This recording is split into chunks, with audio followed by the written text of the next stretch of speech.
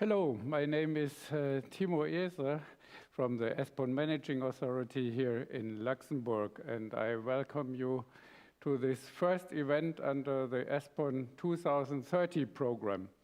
My role is here to take you through the first session, the first hour, and before we start, I would like to make some technical announcements which is necessary. We are now online. This event is web streamed and it also will be recorded and made publicly available after this event.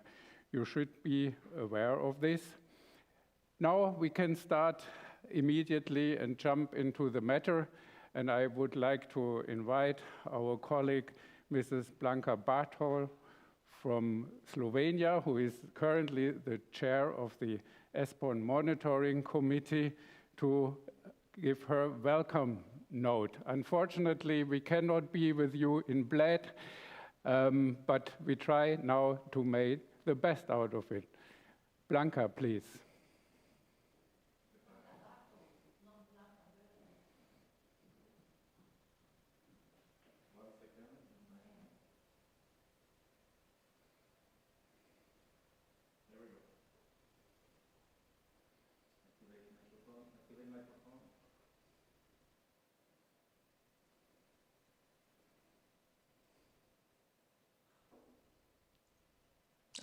Okay.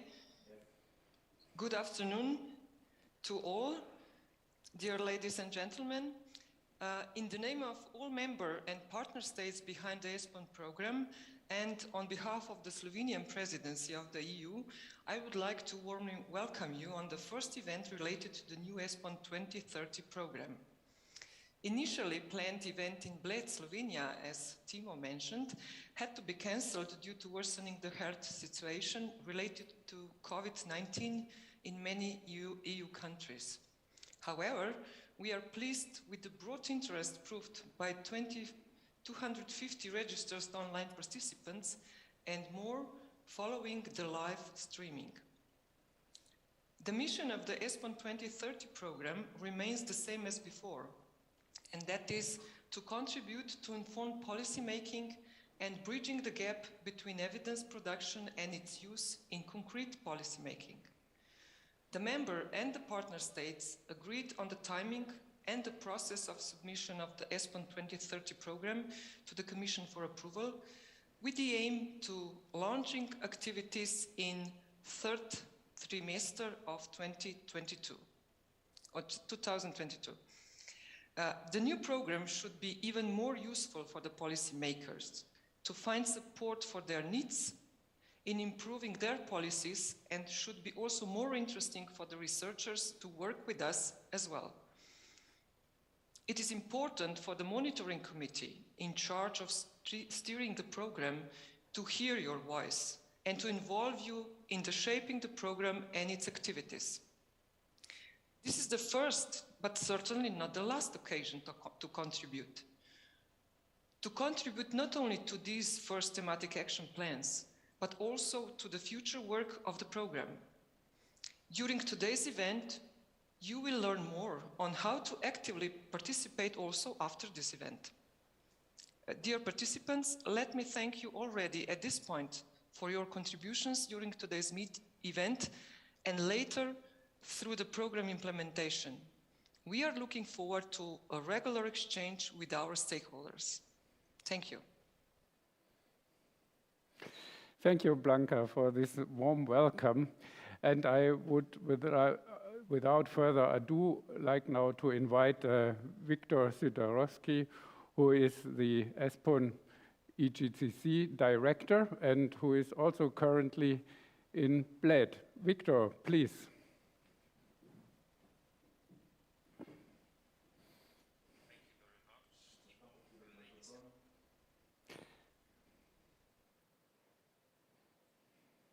Dear ladies and gentlemen, thank you very much for your kind interest in this event. We are, as Timo said, currently in Bled, enjoying the presence of the Slovenian EU Council presidency, their competence and advice.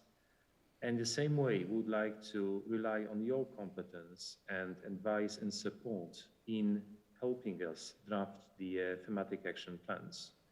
We would like to take care of your inputs, your insights, your reflections on how you would like to engage with us in the co-creation process for the prosperity of the Espon program and the prosperity of this program for policymakers and practitioners all over Europe.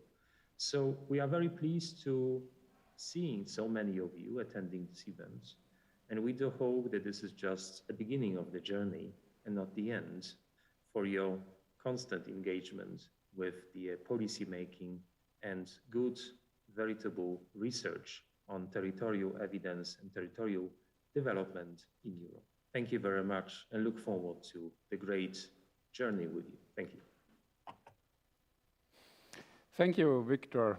And it's now my honor to introduce you into the new Espon program, which we called the Espon 2030 program. Espon 2030, because we see in the whole political process that 2030 is a very important date when we look at the green transition, which is now addressed in many member states by the European Commission. And it's also the end eligible year of the Espon, the new Espon program now we are talking about.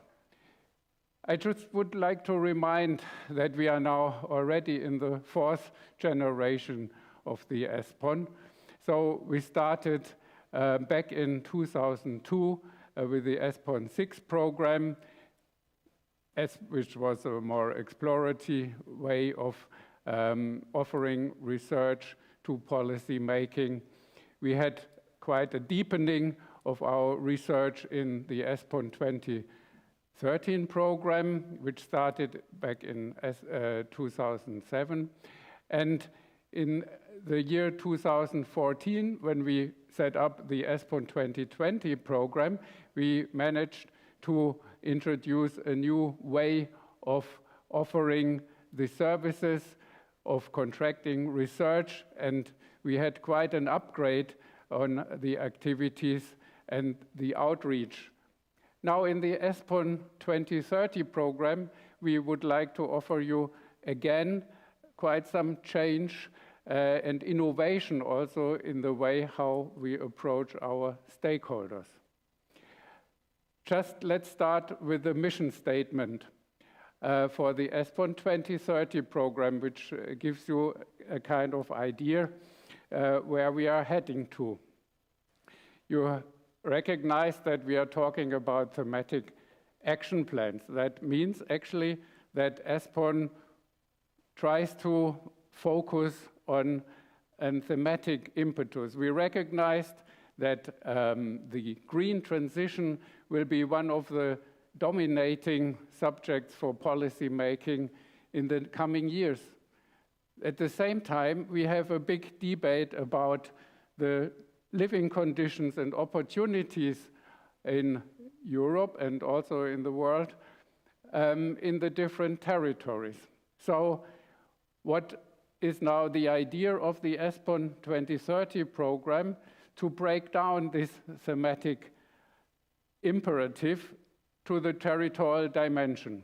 And when we break it down to the territorial perspective, we have to consider to get away from administrative borders to focus on functional and place-based policies.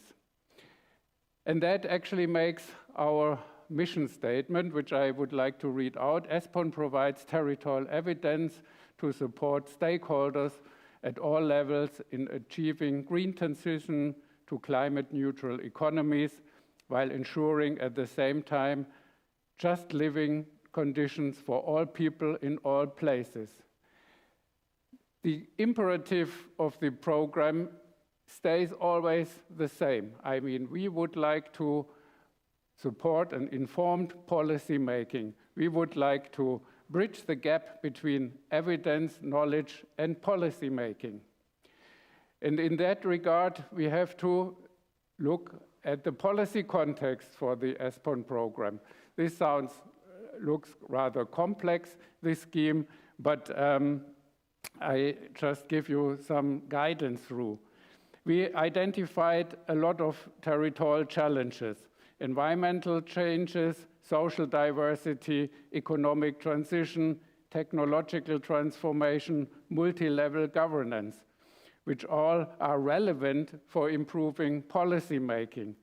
And policy making means for Espon to inform cohesion policy, sectoral policy, the territorial agenda 2030, and of course, national, regional, and local development policies by providing evidence, data analysis, policy recommendations. And you can see that the thematic approach also is true for EU cohesion policy, which addresses thematic policy objectives such as smarter Europe, green, low-carbon Europe, more connected Europe, more social Europe, Europe closer to citizens. And this is where Espon sees its mission to serve these policy processes by evidence, but at the same time also to help users of this evidence to use this in their policy processes. Now, how do we see the new program? What are the new features? We try to follow a more strategic approach via thematic work streams, which we call thematic action plans. And this is now the first occasion we will go public with this approach and discuss it with you. They should be closely linked to stakeholders around their needs. We have complementary series of cross-cutting horizontal activities. This is a kind of more systematic information which is made available to policy processes like the Territorial Agenda 2030 or cohesion policy. And as Blanca from the Monitoring Committee already said, we expect to be operational for the second semester 2022. But now focusing on the thematic action plans, what do we actually want to achieve? The thematic action plans are strategic documents which should describe specific territorial trends and drivers that policy making will have to address in a specific thematic field. What we also would like to identify under these thematic action plans is the available territorial evidence, including data or research methodologies which are existing and that could constitute a starting point for our work. We would also like to find the evidence gaps, so where Espon could actually fill the knowledge. We know there is quite a wealth of evidence methodologies out there, but for us it's interesting to see how we can use this and further develop and make it available across the European territory. Furthermore, should we be guided by the knowledge gaps among the policymakers at all levels that prevent them from delivering effective policy responses, so informed policy making in order to promote innovation. And we would like to promote some major thematic activities to bring the evidence to the policymakers and transfer it into actionable knowledge. I mean, we understand that the research, the knowledge is quite complex, and we understand that policymakers have difficulties in decode all this material and use it in their policy context. So Espon will in the future focus much more on this transfer mission, on this closing the gap or bridging the gap, as you like, and help policymakers in applying the evidence what we can provide here. So how do these thematic action plans then look like? they are composed by several activities. On the one side, the activities are related to the production of evidence, like European-wide territorial analysis, case studies, data, maps. So this is more the research part, which has thematic priorities. And this is what we want to identify together with you from the side of research, but also from the side of the policymakers. On the other side, as I already mentioned, the activities related to the knowledge development, which are intended to deliver the evidence to the policymakers so that we have dedicated events, policy labs, learning workshops, how to use this evidence, and that we also accompany policy processes with a steady flow of evidence and information. So, and by combining the thematic orientation with the activities to deliver the evidence to the policy process, we are convinced that we can be even more useful and be closer to the needs to improve our policy making on the territory. So how do we now see the thematic action plan consultation process to develop? We would like to involve you to develop the thematic action plans. And therefore, we initiate a process which starts with a kick-off today by an information day. We try to clarify challenges, questions. We allow policymakers and researchers to directly engage, to receive a first feedback on what should be done, where is the need, where our policies are fighting with territorial policy making. After this information day, where we will provide you basic information about the main themes, we have an online interactive feedback session via the platform Yammer. So there you can also comment on the themes, express your needs, and we have an ongoing exchange with you on these different thematics which are presented today.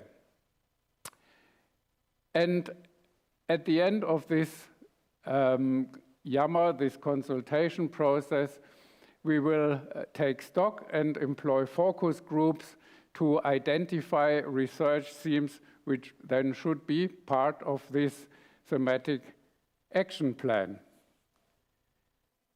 So this kick-off information day today should support the Espon Monitoring Committee with information and inputs on the territorial challenges, what you feel are most prominent on your territory, and the corresponding evidence needs that should be included and addressed by Espon by each of the 4 TAPs.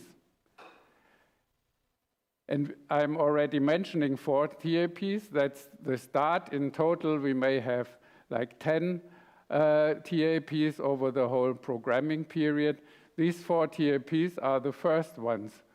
And the monitoring committee will, during the program, decide on about 6 additional TAPs during the course of implementation.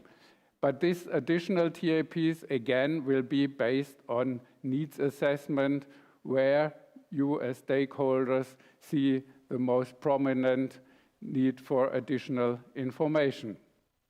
So, talking about the themes which are open for consultation are the following 4, which have been selected by the monitoring committee to be first treated.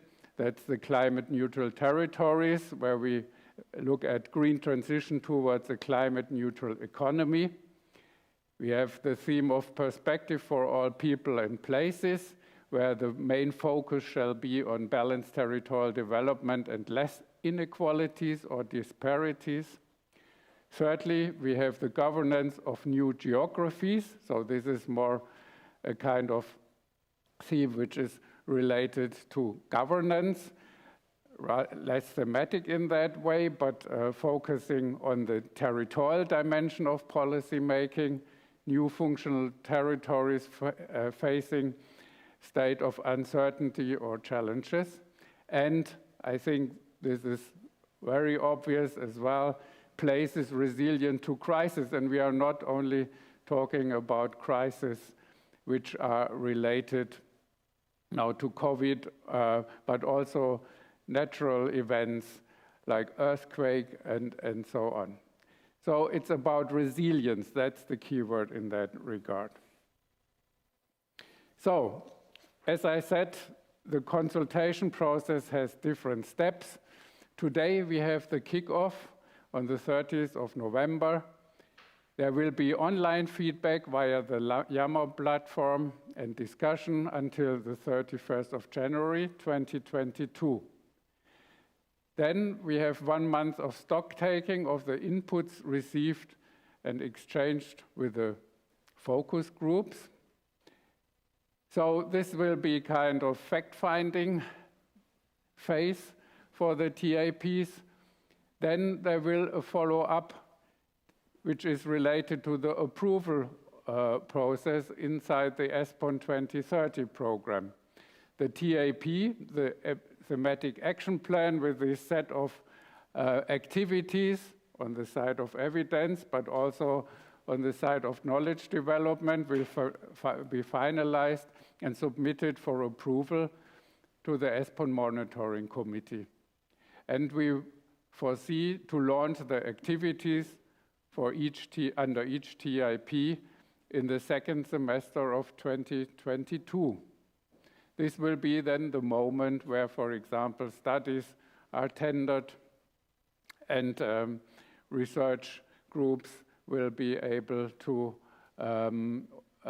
develop their proposals under the different tendering processes.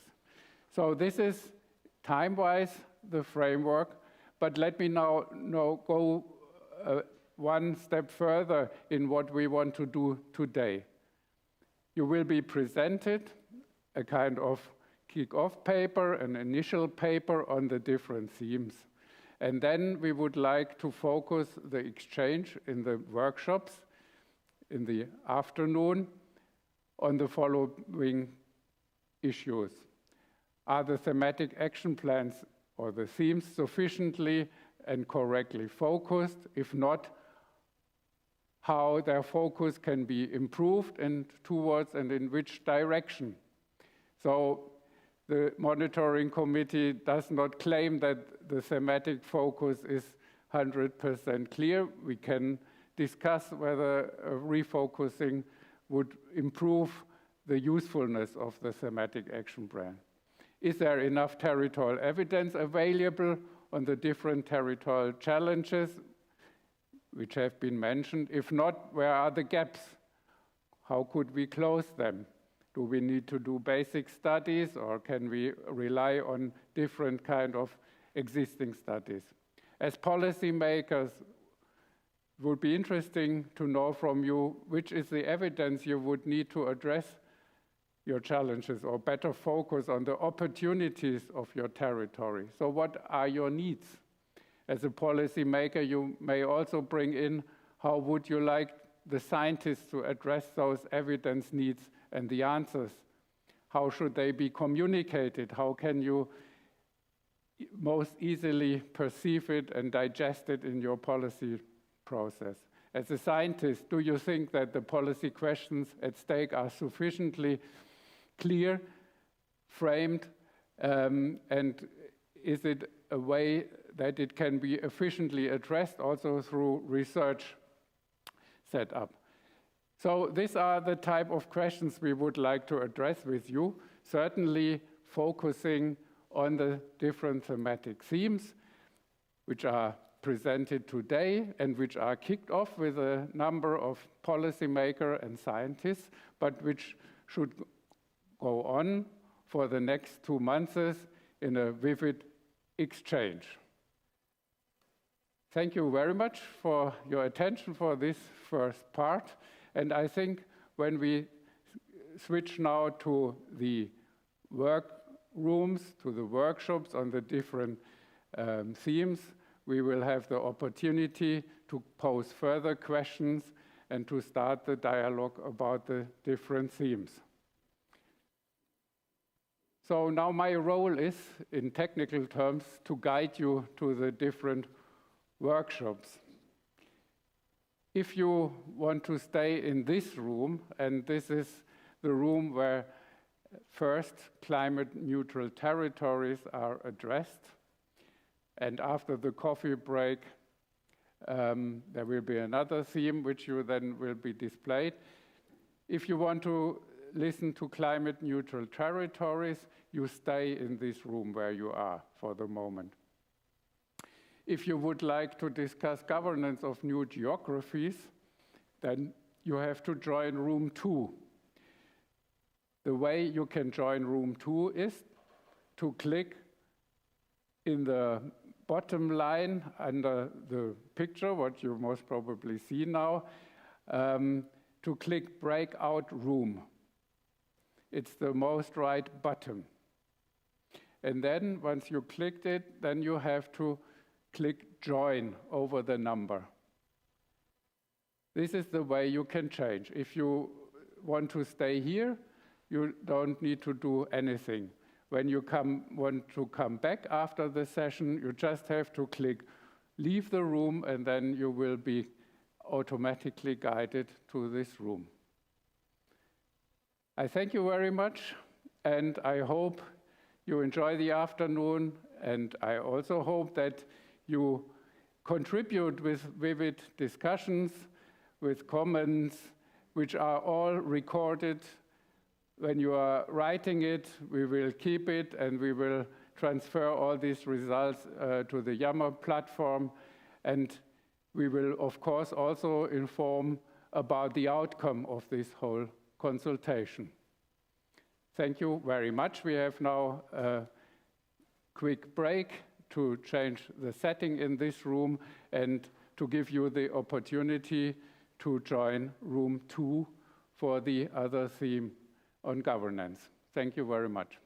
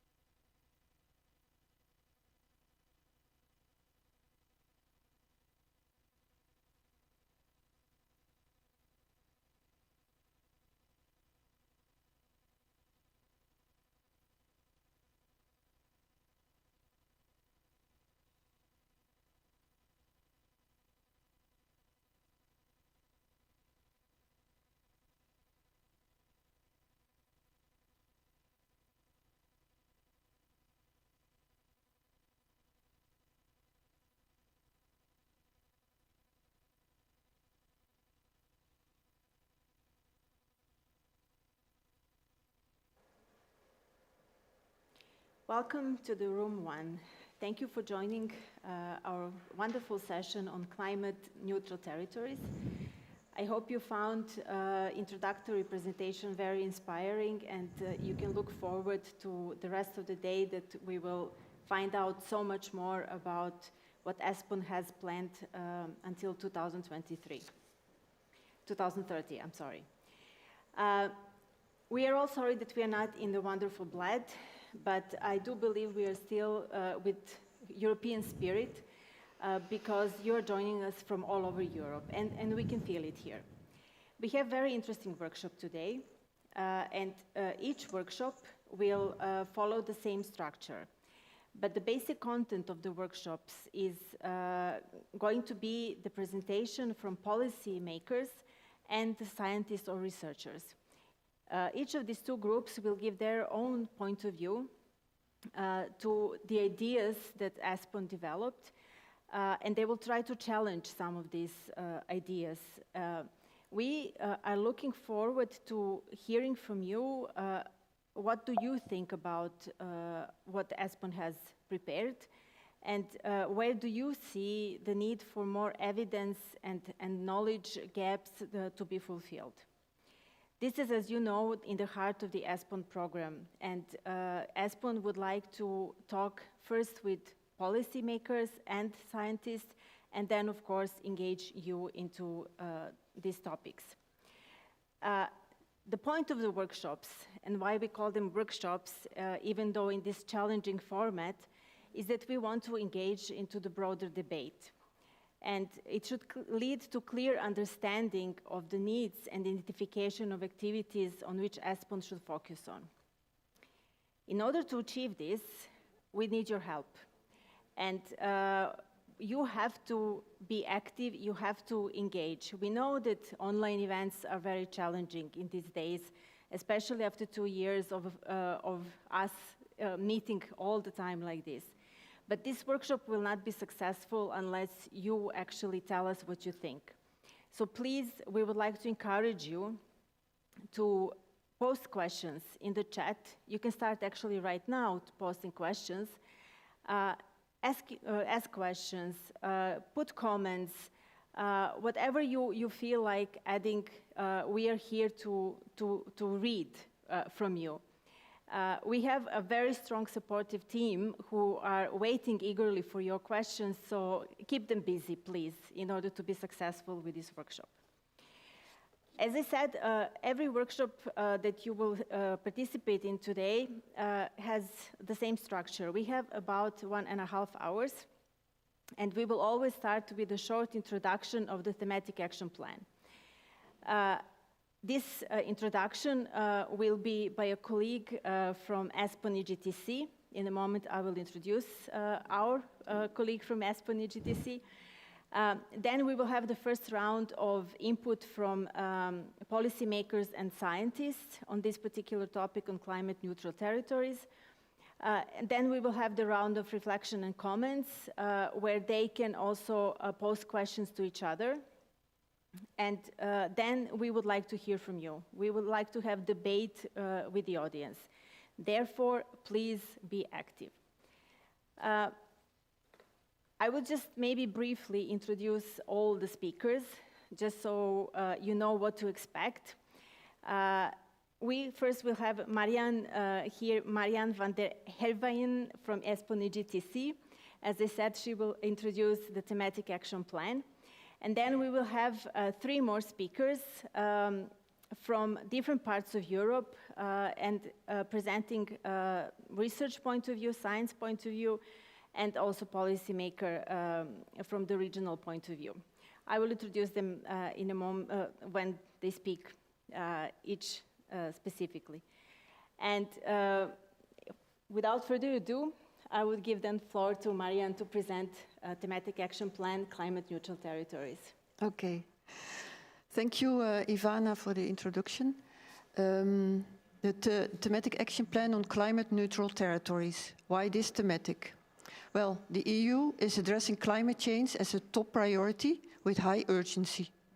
And this step on climate neutral territories has therefore taken the ambition to encourage and stimulate European territories to transition towards climate neutrality by 2050. This will be done by further developing the knowledge base with regards to the territorial aspects of a green transition towards climate neutral economy, and by looking into possibilities to transform climate change related challenges into opportunities.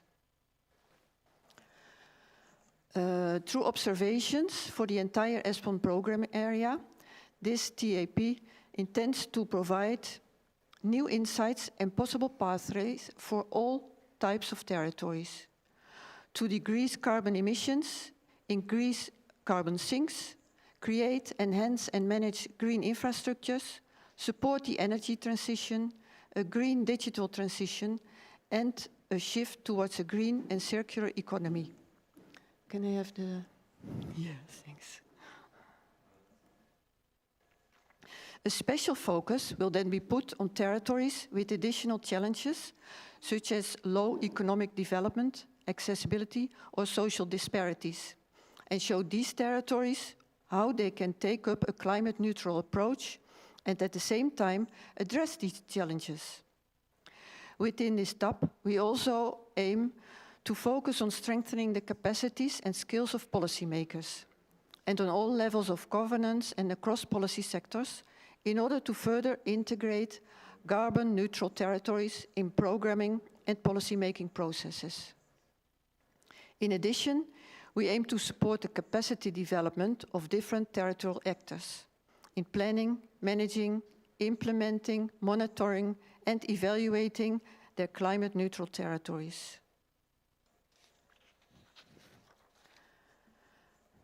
This current TAP on climate-neutral territories is of course tightly linked to the cohesion policy objective of greener, low-carbon Europe, to sustain policy actions towards a clean and fair energy transition, green and blue investments, and a circular economy, but also towards climate change mitigation and adaptation. In addition, there will also be a link to the objective of smarter Europe, in the sense of the green digital transformation, to a more connected Europe, in the sense of addressing sustainable mobility, and to a closer Europe, a Europe closer to citizens, in the sense of sustainable and integrated development. This TAP is also clearly tightly linked to the European Green Deal, in the sense that it will support Europe's endeavor to become the first climate-neutral continent. The TAP correlates very well with the objectives of the Territorial Agenda 2030 because it will provide support to its Green Europe objective by addressing a healthy environment, a circular economy, and more sustainable connections. And finally, it links to the 2030 Agenda for Sustainable Development by supporting developments of economic growth that go in coherence with tackling climate change. Challenges that hinder a transition towards climate-neutral territories are mostly systemic in nature and cannot be overcome by individual organizations alone. One of these challenges is resource use. A green transition is very resource intensive with a highly increased use of, for example, rare minerals, which are often mined outside of Europe. And this leads to the question, what options and limitations do we have to obtain the resources needed for a green transition from inside Europe? And what are the recycling possibilities of these resources from redundant products? Another challenge is that the green transition is not always very green.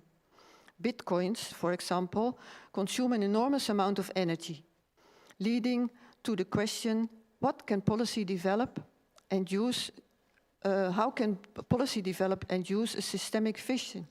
Commitments of public entities and other stakeholders, and supra-regional cooperation, coordination, and resource management to overcome these challenges. Another challenge is the need to increase the use of natural carbon sinks, such as parks, nature reserves, green roofs, etc. A major barrier to the deployment of these green infrastructure is that the relevant stakeholders do not sufficiently understand the way natural economic ecosystems function, how they can be identified, and how their benefits can be quantified. And this leads then to the question, how can planning authorities better and in a more consistent manner quantify and forecast the influence of their spatial planning policies on greenhouse gas emissions? Economic activity is a strong driver of energy consumption. in all end-use sectors, and these end-use sectors, such as transportation and industry, still have a long way to go. One way to go is to decouple economic growth from resource use and transform the current economy into a climate-neutral and more circular economy. This approach is under debate, but that should not withhold ourselves from striving for an economy that ensures for everyone that everyone has access to education, healthcare, food, and a good quality of life, while staying in the ecological limits of our planet and restoring our fragile ecosystems when needed. The well-being and quality of life of citizens are affected, and therefore they should be encouraged to help drive the transition process. This leads to the questions how policymakers can encourage citizens' participation. How can behavior patterns be changed? And how can spatial planning support that they change? In addition, also the private level should be involved in driving the process. Many of them are willing to act themselves, but often lack information and tools. This leads to the question, how can policymakers encourage the private sector business directly before policy is put in place, which often takes some time. To understand trends related to energy consumption and production, ecosystem services, biodiversity and natural resources, time series of comparable subnational data at a long time is needed, and this is currently missing. To understand how a strategy impacts a region and can deliver benefits, one needs to build a mechanism for monitoring and evaluation. This also holds for learning and showing the benefits of implementing green infrastructures and using natural carbon sinks.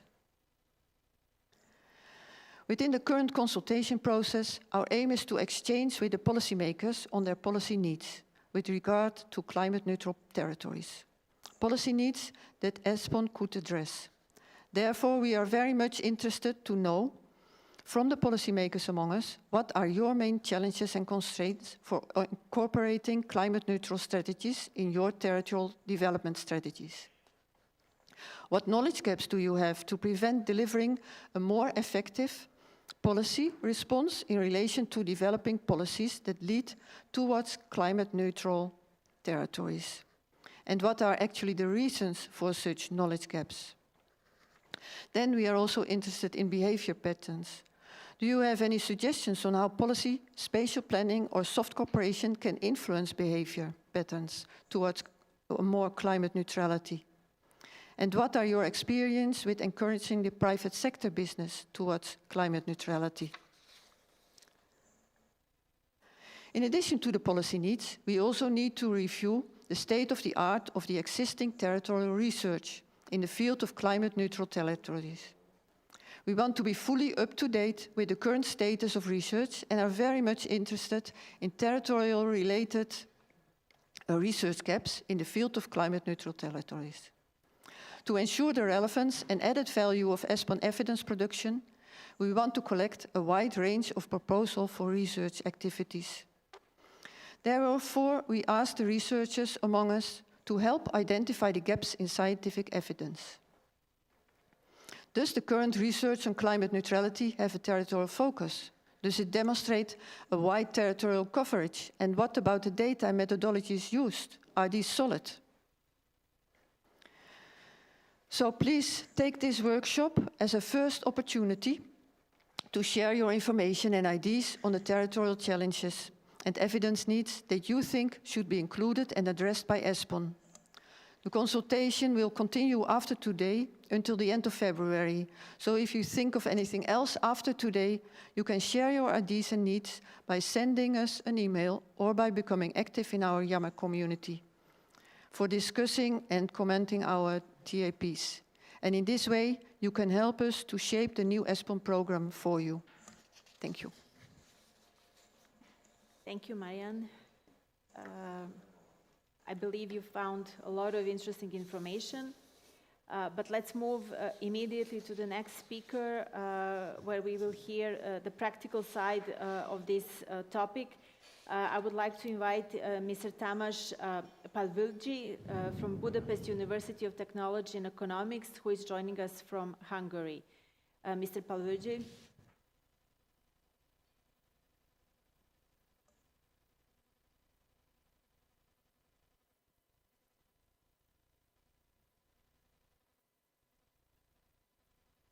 Yes, okay. Thank you very much. Thanks, your patient. Thanks, Ivana. We got a wide cross-section picture about the TAP, the Thematic Action Program. And if I have the right, I would like to share my desk with a short presentation. I try to share my screen.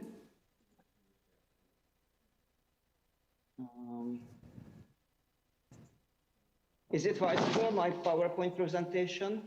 It should be possible. Yes. Sorry? Is it okay? We're just waiting for the confirmation. Yes, it should be.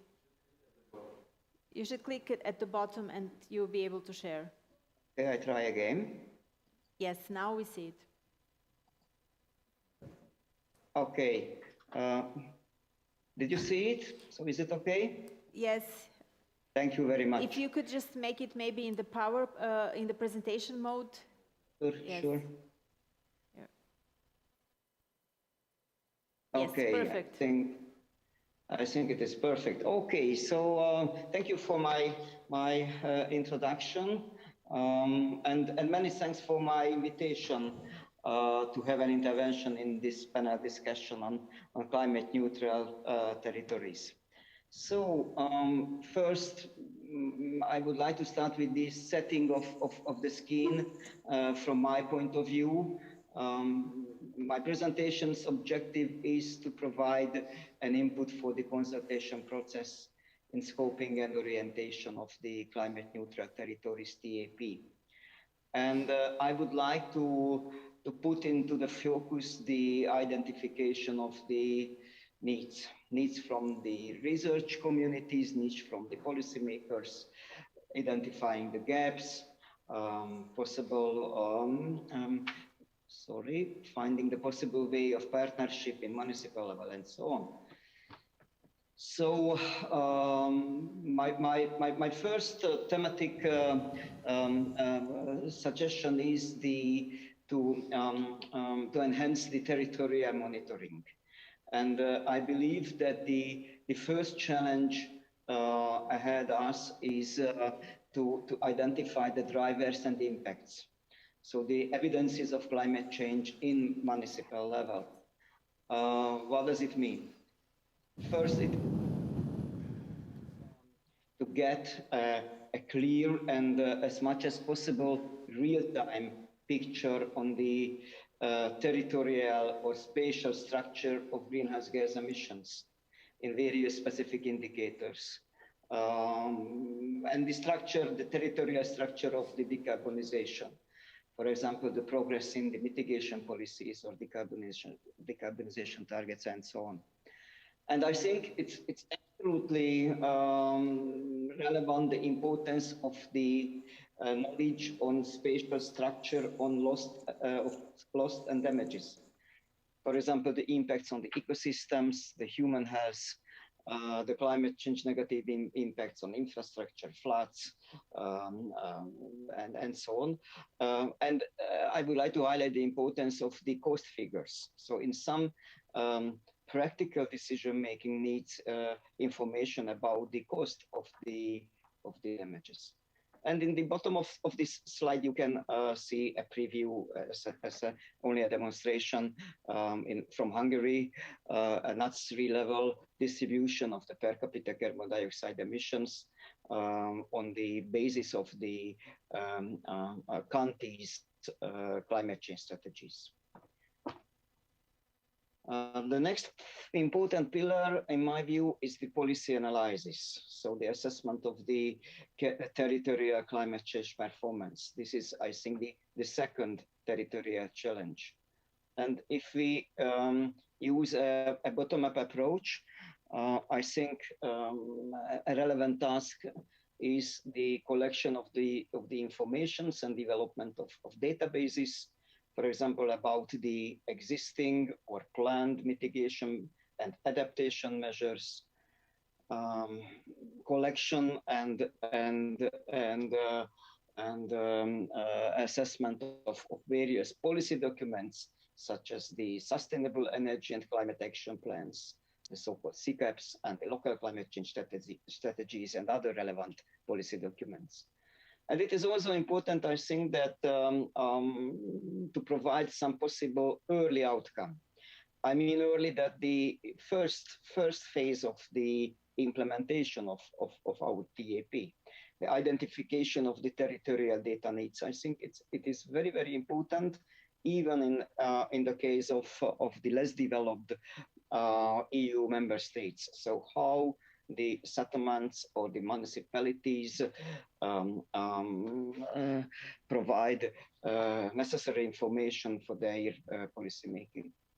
And the second item in these policies and measures, territorial challenge, I think it's a triviality in our circle that the territorial assessments, the so-called Espon brand, so the evaluation of all information which is provided by the bottom-up approach, for example, a periodical evaluation in a 3 years period, case studies, EU-wide intercompetitions, and others. And I hope my voice is okay, because I hear some. Okay, so I think everything is okay. So the third necessary pillar is the policy analysis. So how the territorial climate change performance, country by country or in EU-wide. First important challenges ahead us is the methodological development. So for example, it would be useful to develop a methodology for the measurement of local green transition to circular and climate neutral economy. Sometimes the municipalities or the leaders of a city or a town use these words, that the transition to circular and climate neutral economy, but I think it would be important to provide indexes, indicators, and others to support these strong rhetorics. And another methodological challenge is the identification or estimation of the cost of the climate change, the social cost, the economic cost, ecosystem externalities. Of course, in fine spatial resolution as much as possible. And I would like to also raise the question of a possible Europe-wide climate change policy performance index. Would it be useful or not? And of course, we could identify a special focus on NUTS 3 level. I think this is the sustainable energy transition. I don't want to go into the details. You can see it in this slide. And at the end of my presentation or my intervention, that what are the policy needs? I try to raise some or a few questions. I think one of the most important questions that how the national climate policies could support the municipal level climate change policy making. In Hungary, we made some initial steps in this way. I think much more steps should be done. And another important question is that do we have enough information about the needs? About the needs of municipalities from their governments. I think that a possible survey should be done. And equally important, the climate change mainstreaming, how the municipalities, how the mayor's office could integrate the climate change into their daily operation, day-to-day strategy making, or legislative activities. And finally, the knowledge transfer. So I am from the science side, and I attribute importance to the knowledge transfer to the policy.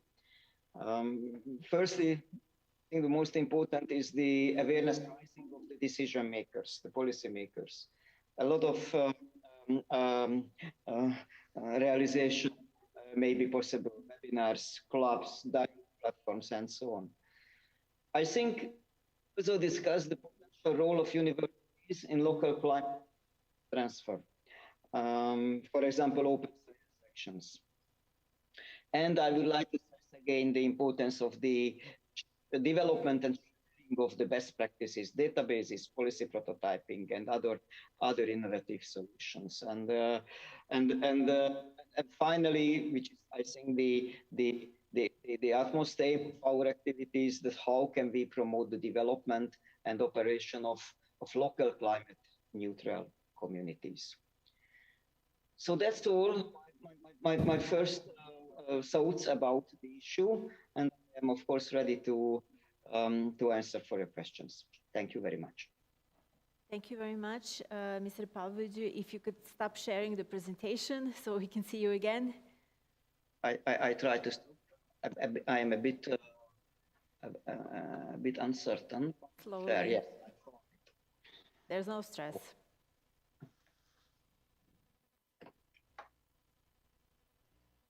You just have to go to the bottom of the screen and there's a share screen option, at least in English, and you can stop sharing. Try again. Now, we see you. Thank you very much for a very interesting presentation. Please stay with us because we will be looking forward also to your opinion for other presenters.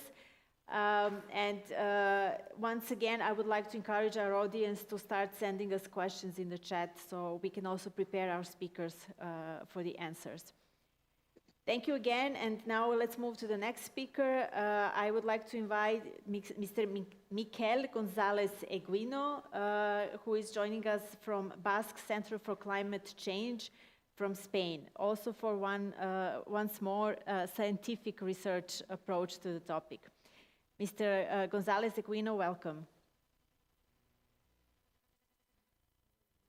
We don't hear you very well, or at all. No. Just a second. Let's see also from our side. Just a moment.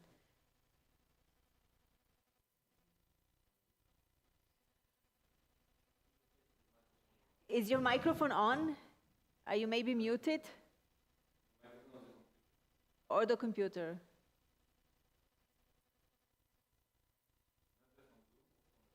On the computer microphone as well, not just on the Zoom.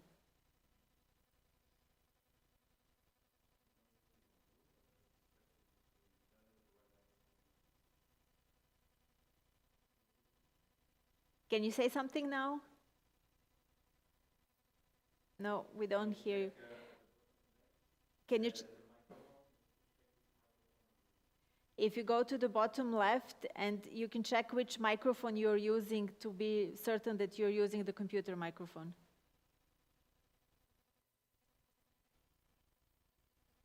Under audio settings, should be there.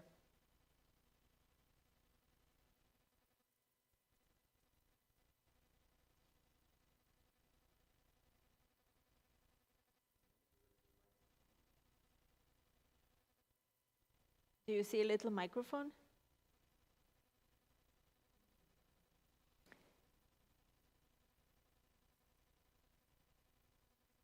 No. Can I suggest that we move to the next speaker and we try to solve the problem? Good. Okay. Thank you for the thumbs up. We will, in the meantime, try to solve the problem. No worries. It happens. We all live in these strange times. I would like to then invite Rose Power from Southern Regional Assembly in Ireland to join us and give us the policymaker point of view. Welcome, Mrs. Powell.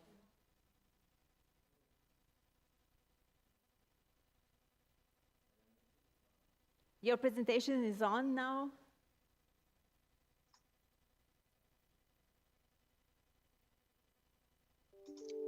Ms. Power, do you hear us?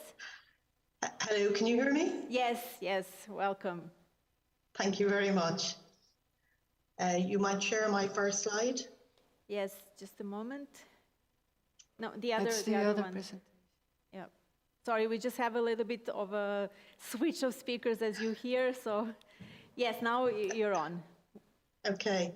Hello, everyone. My name is Rose Power, and I am the EU Project Officer for the Southern Regional Assembly in Ireland. I predominantly manage low carbon projects for the Southern Regional Assembly, and we are the regional tier of government and provide a link between our national government and our 10 local authorities. The Southern region represents 42% of the land mass and 33% of the population of Ireland. And the region has 3 cities, but it is predominantly rural. And our vision is to become one of the greenest, innovative and livable regions of Europe. One of the first challenges that we're facing is to reduce emissions by 51% in our region by 2030, at the same time as our population is predicted to grow by 23%.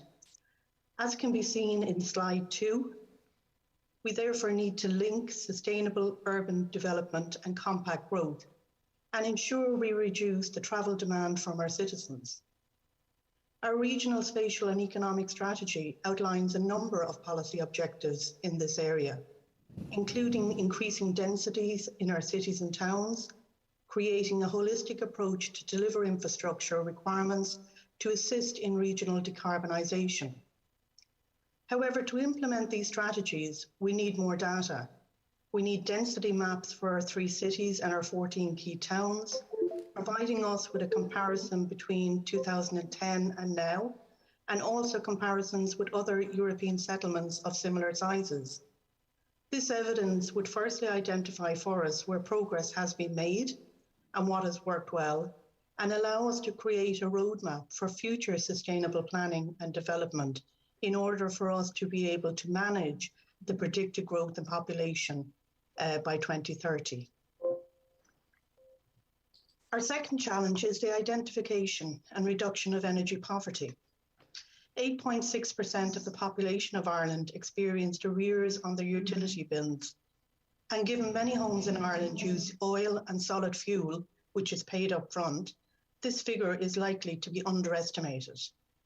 As you'll see in the slide, 14.8% of the population have energy expenditure below half the national median, which could be an indication of even further hidden energy poverty. Our regional spatial and economic strategy includes objectives to improve energy efficiency, retrofitting inefficient properties, and renewable energy generation, which is welcome. But there are some segments of our society that need more support and in order to be able to transition to low carbon. We know energy poverty is a combination of low incomes, inefficient homes, and high energy prices. And given the recent significant energy price increases we are experiencing, we expect that this will push even more of our citizens into energy poverty. To identify and reduce energy poverty in our region, again, we need more data. The EU Energy Poverty Observatory produced energy poverty indicators for all member states. However, this data is not linked to the location, the heating systems, or the energy efficiency of the buildings. In addition, we also have a knowledge gap on how we can overcome data protection restrictions in our region on gaining access to information that might help us better to identify energy poverty households. This data and knowledge could assist us in targeting our limited resources to households who most need our support. Our third challenge is the reduction in emissions and journeys in the freight and delivery sector. In Ireland, transport emissions represent 20% of all emissions, and Ireland has the 4th highest level of transport emissions per capita in Europe. You'll see from the slide that transport emissions in Ireland increased by 136% between 1990 and 2019. This is significantly higher than the EU average, which showed an increase of 20% during this same period. Our regional spatial and economic strategy has an objective to develop regional straight strategy to assist in decarbonising the transport sector by reducing journeys and emissions, and the development of local transport plans that create 10-minute cities and towns, whereby all essential services are within a 10-minute walk, cycle, or public transport connection. To reduce these journeys and emissions in the freight sector, we have an evidence and a knowledge gap that we must first address in order for us to be able to progress regional decarbonisation. We need data on postal deliveries, in particular unused capacity in our rural areas, to see if this unused capacity could be used for other purposes. For example, the delivery of pharmacy prescriptions to reduce journey numbers. We also have knowledge gaps on how to undertake the process of creating logistic hubs outside our 3 cities, and how we could potentially onboard the private sector and implement these logistic hubs on a practical basis. The evidence and knowledge could then be incorporated into our regional freight strategy to allow us to progress the use of unused capacity in our region and also to reduce the freight in our cities. The final challenge I want to discuss today is that of carbon capture. Historically, 80% of Ireland was covered in forests, but this is just 11% at this point in time, one of the lowest in Europe. In addition, Ireland is an agricultural nation, and agriculture accounts for 37% of Ireland's emissions. You'll see from the slide, we also are an island nation surrounded by seas, with all of our cities located on the mouth of rivers that join these seas.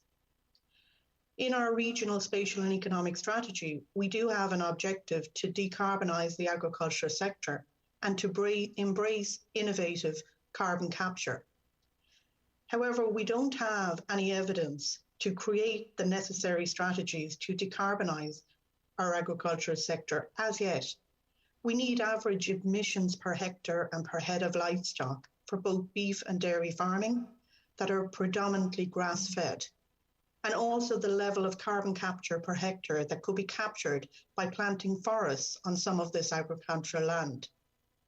In addition, as an island nation, we don't currently have the knowledge to know how we could potentially use maybe seaweed, which is very fast growing, as a means of carbon capture for our cities. With this data and knowledge, we can engage with our local authorities and national government to raise awareness and to create policies that would encourage the use of carbon capture in Ireland to a much higher level. So in summary, we have 4 big challenges that we're facing in our region. We need to reduce emissions through higher density compact road in order to cater for predicted increases in our population up to 2030. The second one is the identification and reduction of energy poverty as energy prices continue to increase. The third is a reduction in emissions and journeys in the freight and delivery sector to utilise unused capacity and to reduce freight in our cities. And the last one is to reduce emissions from agriculture through carbon capture and reforestation, and harnessing the seas surrounding our island to capture carbon from our cities. So thank you for listening to my input statement from the southern region of Ireland, and I'll be happy to take questions later. Thank you very much. Quite interesting presentation. But let's move immediately to our old speaker, Mr. Miquel González Equino. I do believe that we solved the problem of the microphone, and if you are, yes, you're here, welcome again. Can you hear me now? Yes, perfect. Okay, Wonderful. thank you, and sorry for this inconvenience. No problem, it happens all the time, trust me. So yes, you're coming from a Basque Center for Climate Change, and floor is yours. Thank you, Ivana. So yes, my name is Miquel González Equino, and I am a researcher at the Basque Center for Climate Change, which is located in Bilbao, in the Basque Country. And I'm gonna give you some reflections on the research agenda that we have here at the Basque Country, and I think it could be also relevant for other territories or regions and for the Espon agenda. So I will try to share my screen. although I sent my You don't need to share the screen. We see your presentation. Okay. No problem. Okay. Okay. So I will, and can I pass the slides, or will you do that? Yes. Okay. Okay, great. So actually, well, when I received the invitation and the idea of having a 10 minutes talk, I tried to think about ideas that can be hopefully relevant, but a few ones, because it's very difficult to cover many things in just 10 minutes. So I will focus on 3 key risks that different regions at the European Union is facing now.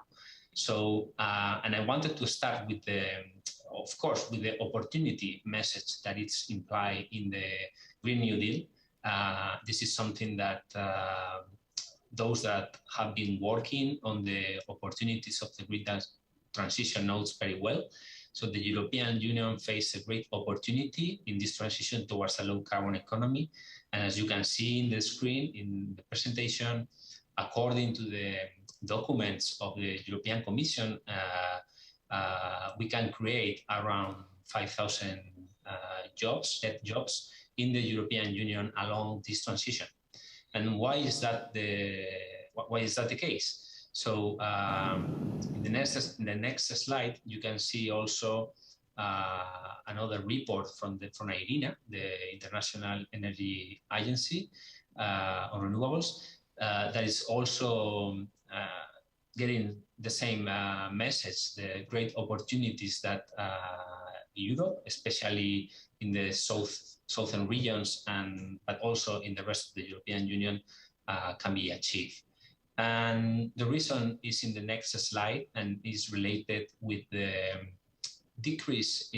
heavy increase in the cost of renewables in all parts of the world, but that translates to our region. So as far as we can use these renewables and we have a space, we have a place to accommodate these renewables, this is a competitive advantage for many regions that can translate later on employment and on GDP increase.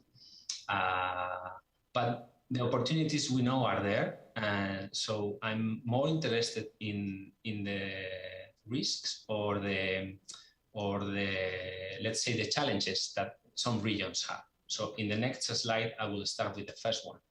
So we all know that these jobs are real, and I'm sure they are going to happen, but we have to consider that they are going to be distributed quite unequally among different regions within the European Union and also globally. So the first challenge is what to do with this. And the next slide. The first challenge that I think we have to make some progress on research and also on policy making is on how we promote the industrializations of many territories and many regions along Europe that doesn't have the same industrial level that key regions have now. You can see there, for example, the Basque Country is in a good position in that respect, and also different parts of Germany and Italy. But in many other places of Europe, this is not the case. So one key aspect for policy making here will be how to increase and how to progress on the industrializations of those regions that currently are not with high levels of industrialization. So that is something to make research. The next question that I think is important in the next slide has to do with the different situations in some territories in the European Union. You can see in the left part of the slide some regions that can be considered to be in decline, in the sense that have sectors that we need to be in decline. So fossil fuel and coal mining are sectors that we know that have to give space to other sectors on renewables. So here there is a question on how we deal with the just transition in those regions and how we really can implement policies that create new jobs, not promises of new jobs, but really innovation, social innovation that can make these key vulnerable regions to increase the employment in the future. And in the right part of the slide, you can see a different picture. So here you can see those regions that have a high percentage of the GDP on sectors that are very energy intensive, so they are harder to decarbonize, and also in the automobile sector, which is going to be also very important in this transition. So the second research agenda that I think is very important to consider in these regions is how to help these regions to make the transformation. So those jobs that are going to be created in Europe are really happening inside those regions. So they are not happening elsewhere, in the case, for example, of the automobile industry. So these are the two key questions, I think, and both, for example, are very important in the case of the Basque Country. And the third question that I wanted to raise in the next slide is the issue of the political viability of the energy transition. You all are aware that we are living now in the middle of the energy crisis with increasing price of gas, of CO2 that is translating to the price of electricity and to households. So there is a risk that this could increase the difficulties that some territories and some regions and some countries are going to face to implement climate policies if people oppose to these price spikes. So, and of course, this is on top of the already, let's say, different GDP per capita in those territories. This is an important disparity. So for me, this is important to research and to work with policymakers in designing policy packages that can make this energy transition to be more equal for society. So we have to design compensation mechanisms in those regions that really can make people to support the climate policies that we need. So this is for me the third challenge that we are facing currently in our societies, and that was just three examples of the research agenda that I think is important for the regions in Europe and for the territories, and I will be happy to comment further during the next hour. Thank you. Thank you very much. It worked, so it was very good. We are receiving many questions at the moment, so please stay with us. And thank you also for asking questions to our audience. Just before we start asking questions directly to our speakers, I would maybe like to ask you, do you have any initial reactions to the interventions from your colleagues, from any of our three speakers, if anybody would like to say something? Maybe if I could start this time with the lady and ask Ms. Power if she would like to maybe have some reflection on what other speakers presented to us today. Hello? Yes, we see you. Just a moment, the sound is...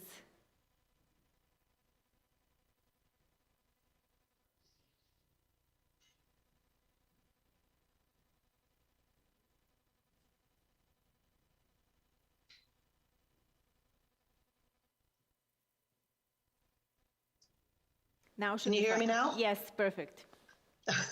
Thank you. Sorry, each time we turn off, we can't unmute ourselves. We need the host to do it for us. Yeah, I think what was very interesting from the other speakers, coming from the university sector and the research background, all three of us mentioned energy transition and energy poverty, and that links in with the whole just transition. So it's obviously a common denominator, both from a policy perspective and from a research perspective. I suppose what I would say from the policy perspective, from our perspective here as a regional authority, it's important for us to actually get evidence and research and data that shows us a cross-section of our region. Most of the data that's collected or produced or shown to us is at a national level. And within each territory, there are significant variations in what's required, both from a policy perspective and a research perspective. Within the region that I'm coming from in Southern Ireland, like we have 3 relatively small cities, and then the rest is predominantly rural. So having national statistics and research, or even overall regional research, doesn't help us to direct our policy changes and improvements to address climate neutral policies specifically. So I think from that perspective, just taking on board that when we're looking at territories, there are diverse requirements even within the territories, and sometimes the research and the data needs to get below that NUTS 3 level, say, and needs to look at it further. Thank you. It's a very good point that energy poverty was obviously a common denominator for everybody. Maybe now asking Mr. Palvilji, do you have any comments on the other speakers?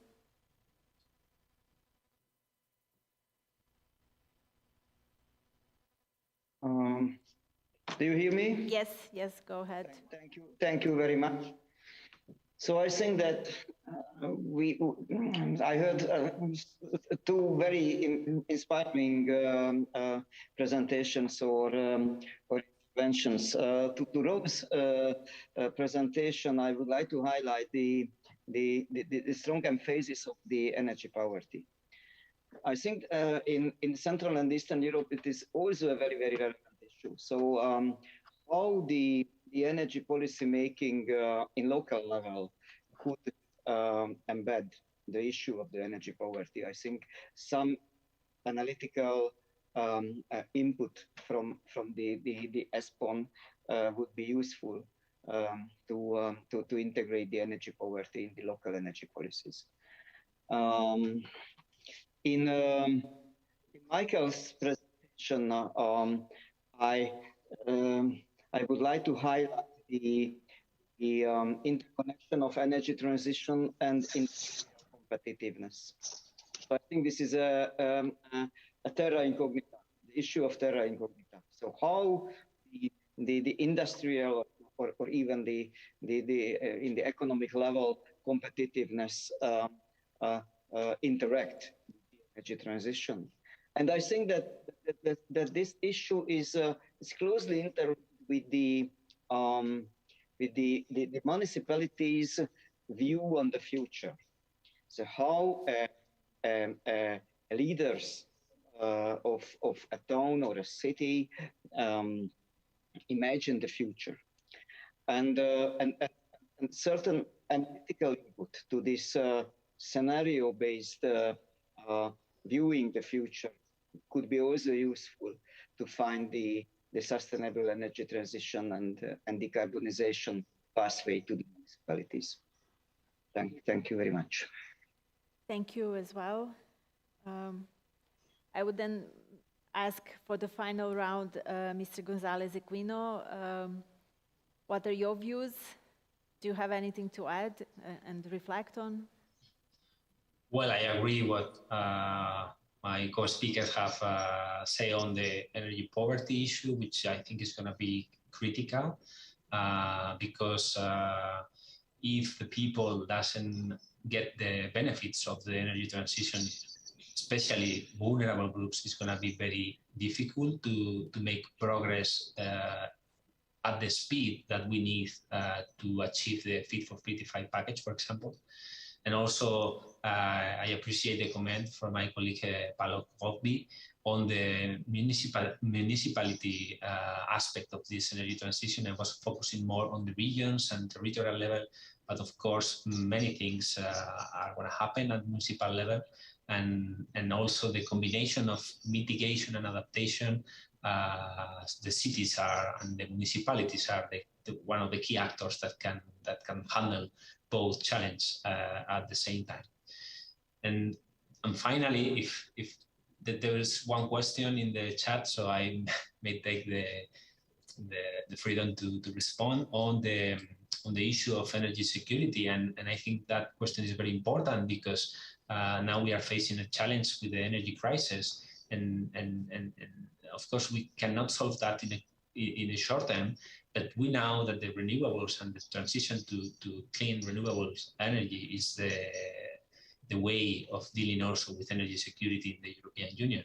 So there are many reasons now for decarbonize quickly, and of course climate change is the key reason, but also we want to have more independent in the terms of our energy sources.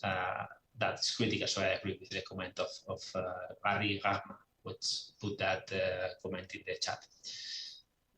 So that's all from my side, but happy to take more questions if you want. Thank you. Yes, please stay. And also thank you for making a smooth transition to the next part, which is questions from the audience. And also you used the key words just a moment ago mentioning municipalities and mitigation, because we have a first question, and I think this is for Mr. Palvigi. Should Espon coordinate with the Covenant of Mayors to make use of the SECAP umbrella? Should adaptation be included in a thematic action plan, because mitigation is the key to achieve carbon neutral economies, and adaptations are needed at the local level? What do you think about this? Just a moment. Now you can speak. No, just a moment. There are a lot of challenges. So yes, now, perfect. Thanks. I only could stress again the importance of the interaction between the Covenant of Mayors and Espon. So the CCAPs form a very, very appropriate database for the further analysis. So I could only suggest to set up institutionally a close contact with the Covenant of Mayors and get the relevant data for further analysis. Thank you. That was short and to the point. We have a next question. It's quite long, so I have to read it carefully. What about combining climate neutrality aims in the policy scene with recently increasingly important affairs such as security, military security, or pandemic situation? Replacing nuclear and coal energy with natural gas has increased EU dependency. Pandemic has increased the distant work, reduced office space, and this might considerably reduce community and energy consumption. Who do we think is the best person to answer this? I need to consult the colleagues, or is there any of you who would like to say something? Hi, Rose here from... Perfect, Rose. Thank you. From the Southern region. I don't disagree with all of the comments that the person has shared in relation to the issues. And I think what's important here is, I think at a regional level, that we have an appreciation at a high level for all of the areas that we must address, but we need to actually be focused in on specific areas with specific evidence and research to back that up, because what that gives us then is the credibility and the backing to change policies on the ground. Without the evidence base, and the analysis undertaken by our colleagues here from third level institutions and universities, we don't have the credibility to go to our elected representatives to ensure that we can create policies that actually address these issues. So I think, you know, we can look at everything, you know, in its entirety as a climate neutral territory, but within that you have to get beneath all of the individual strands that have to be addressed and combined to come up with an overall solution. Thank you. Maybe a comment from any of the other speakers on this question, because I find it also a quite interesting way forward. If not, I would have another question for our university speakers, our research speakers. Do you think that already available evidence that has been collected over the years is up to date, or does it need revisiting, or are there any challenges and trends that need to be seen again from another perspective, considering that the world has changed significantly in the past couple of years?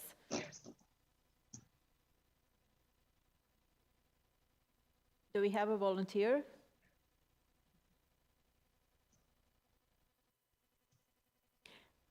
Well, maybe then I will call on the volunteer.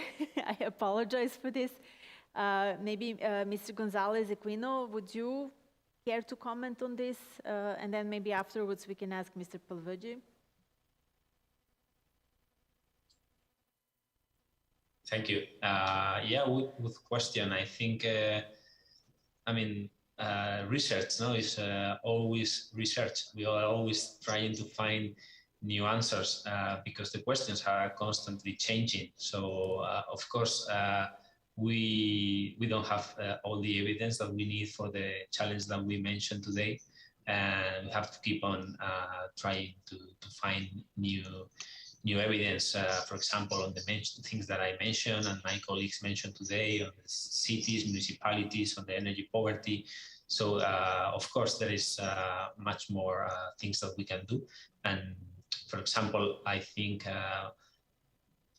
one example we mentioned today, the energy poverty issue, and it's something that we work at the Past Center for Climate Change. And I think there is a space to make a contribution and a more granular detail of the energy poverty at municipal and region level. So most of the analyses are done by states, but those that face the problems are sometimes the municipalities. So, for example, that is a case where we for sure need more evidence on how this is affecting to specific locations. But sure, we will need to keep on doing new research on many of the topics that we have discussed today. Thank you. Mr. Palvegi, would you like to comment, or we can move already to the next question? Yes, thank you very much. I would like to add something. So I think that the evidence-based policy making at the level of the municipalities should be, I think, a learning process. So I believe that in some countries, even in the less developed EU member states, this kind of innovative making is a brand new idea. So we could find a proper learning phase to show the advantages of the evidence-based policy making in the municipalities. I think that Espon could participate on it to provide webinars, good examples, recommendations. How could implement the science-based or evidence-based decision-making? We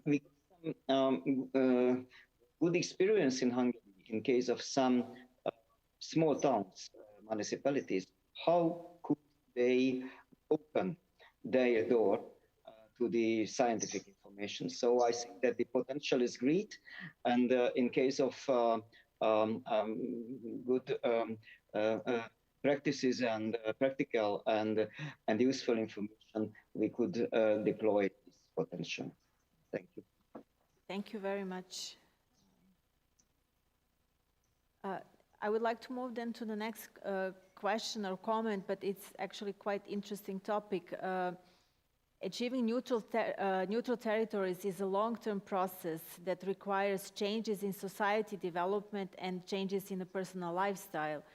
How can these behavioral changes be supported by sectoral policies and spatial planning policies? The question is also, do we need different governance models? I think there's also a link to the workshop which is taking place right now in room 2 about governance of new geographies. So I think this is also very important to find the links between different thematic action plans. Who would like to comment on this? I don't mind commenting on this coming from a regional authority. I suppose here in Ireland, I think it's important for everyone to understand that within each jurisdiction, the governance model is different throughout the EU.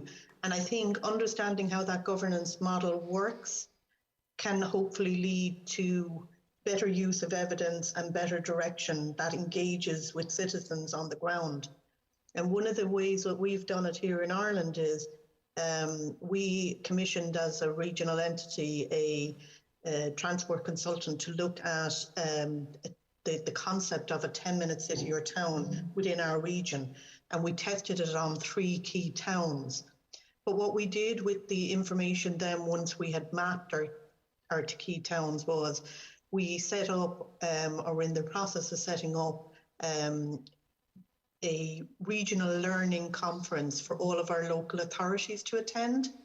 And the national government will also be there, the National Department of Transport. So we're bringing from the national level and bringing the local level on board to see the evidence as to why this concept and this framework and this tool that we've developed can benefit them as part of their strategy to reduce CO2 emissions in their cities and in their key towns in order to encourage more active travel. But as part of that initiative, there's also the requirement on the local authority to engage with the citizens before any infrastructure changes take place, to engage with them as to what would work best, engaging to find out that we're not actually creating changes that is not useful or beneficial to the citizens, and making sure that whatever we do is accessible to everybody. And I think by bringing on board the citizen engagement at a very early stage and listening to their input, I think that has the most impact on creating a platform where behaviour change can actually take place. We can't, as regional authorities or local authorities or even national authorities, we can't just be creating changes because we think we know best. We have to listen to the citizens who we are delivering these changes for and these improvements for, and be able to provide them with the data that shows them why we need this change, how this change will ultimately benefit them, and how going forward we can support them in moving their behaviour in that direction. But it can't be imposed, it has to be in collaboration. I think that's a key word here. And also considering that Espon is a cooperation program, a collaboration and cooperation are a solution to everything, I would say. Thank you. There is a suggestion what a thematic action plan could include and should consider in the future, and I find it personally at least extremely relevant. Inclusion of challenges like natural disaster should be considered for thematic action plan. EU countries are exposed to climate change and natural disasters, and we have seen just in this year that many countries have experienced quite dramatic changes because caused by the climate change. So direct and indirect impact on physical, social, economic, and other aspects of everyday life requires immediate but also long-term measures and reflection in policies. Maybe I would pose this question actually to our scientific part of our speakers.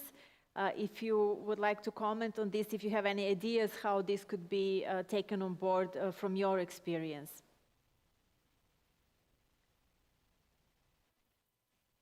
Let's start maybe with Mr. Gonzalez, since you're coming from the Climate Research Center.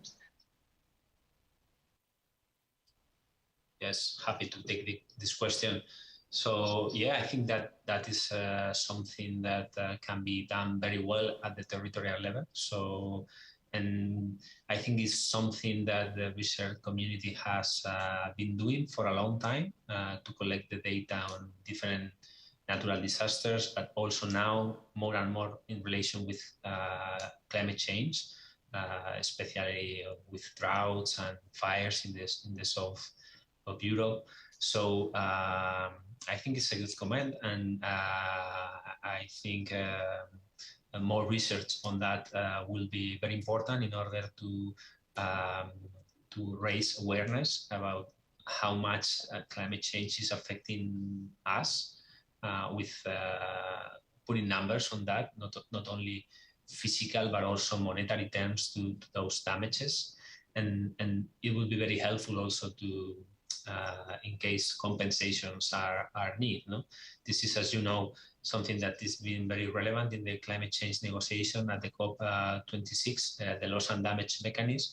So to be able to have that mechanism in place also within Europe, of course, we need more research on that. Although, as I have said, there are many databases that cover that type of impact for sure at the European level.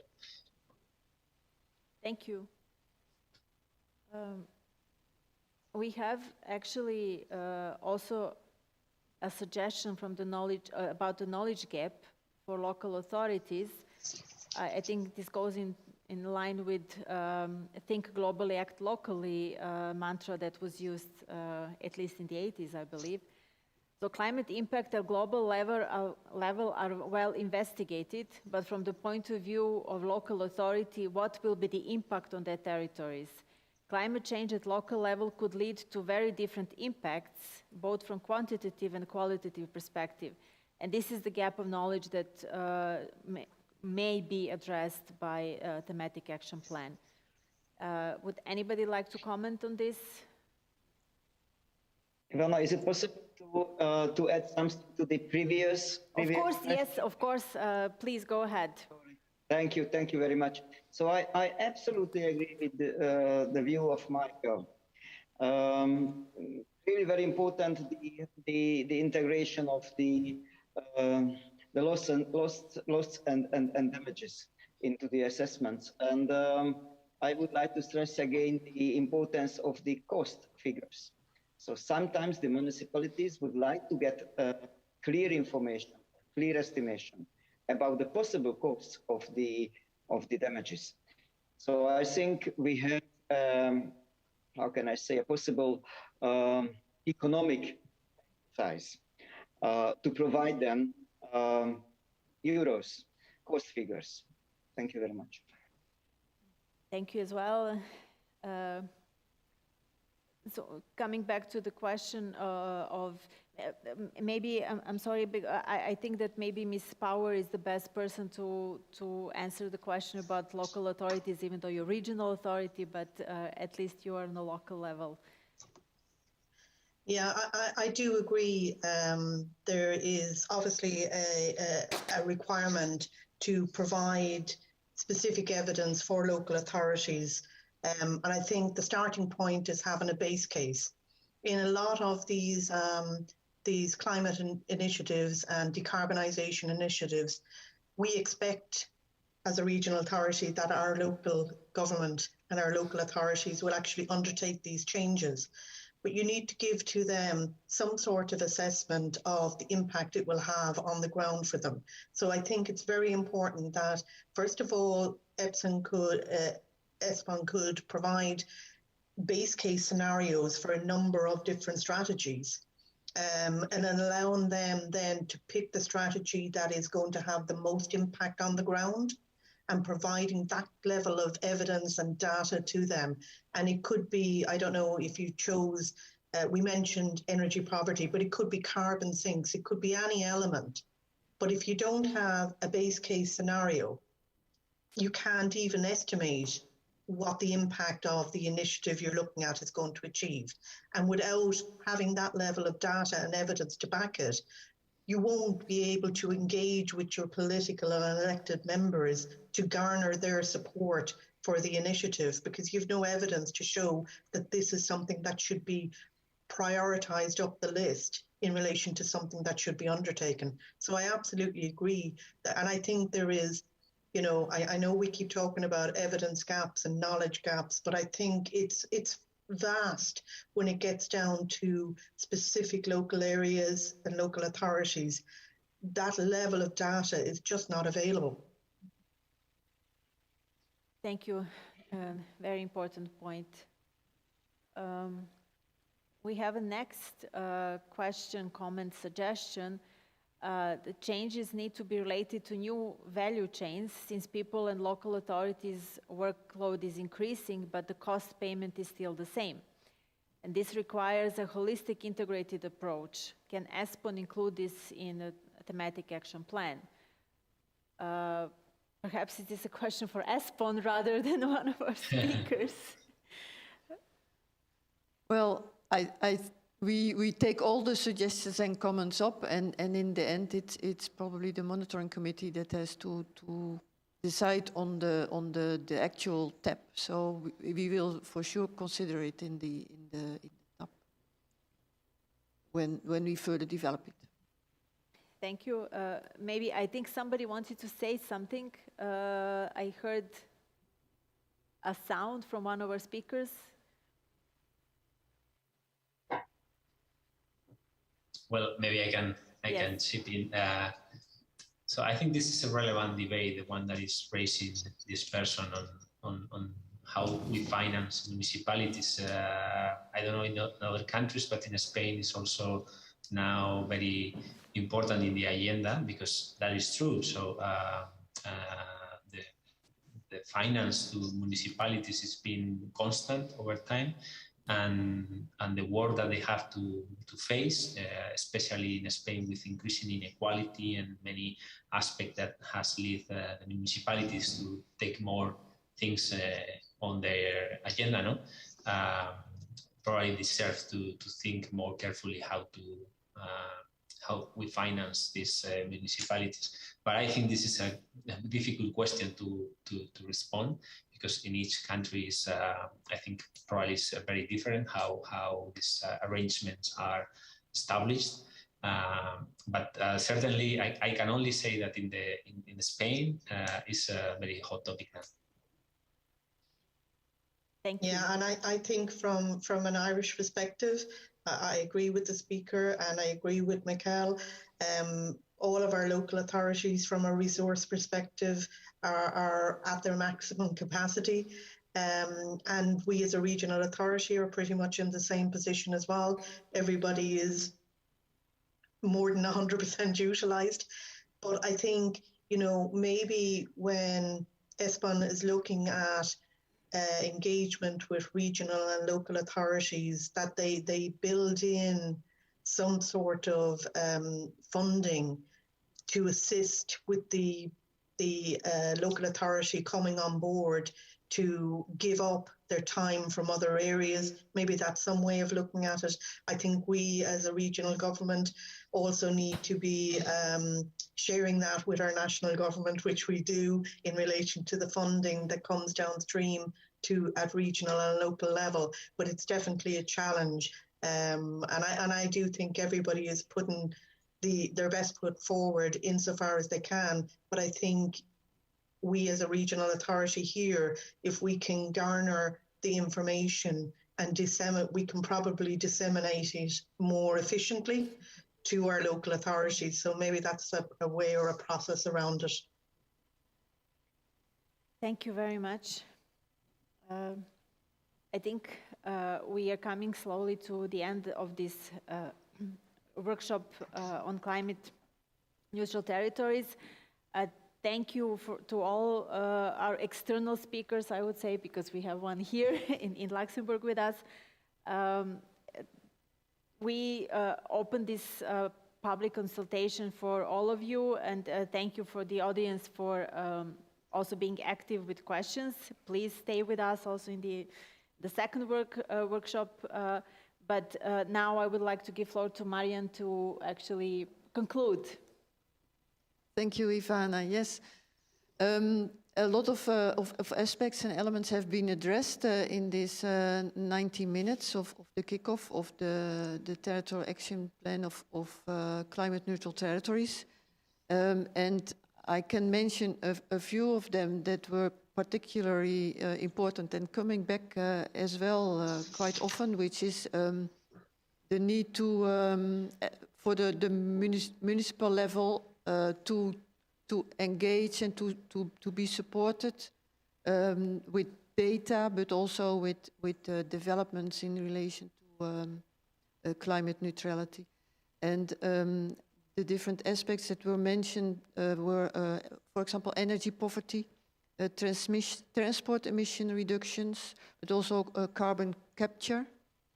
And also especially addressing also regions in decline and at risk when the process of decarbonization is taking place.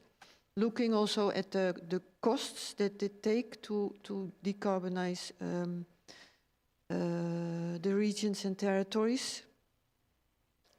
And well, engaging the citizens and the local level and communes to be part of this process, because without the citizens, this will not work.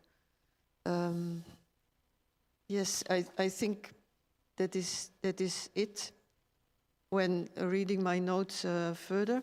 But this is, of course, what was said already in the beginning. This is just the kickoff of the consultation period, and it will last till the end of February. So if you have any ideas that were not addressed or that come up in your mind when you are sleeping in the evening, which appears to me very often, then just join us, send your ideas by email to the address that is given on the Espon website, or join us in the Jammer and discuss also with the other people that are active there. And I hope to learn from you all in this consultation process and develop a solid thematic action plan. Thank you.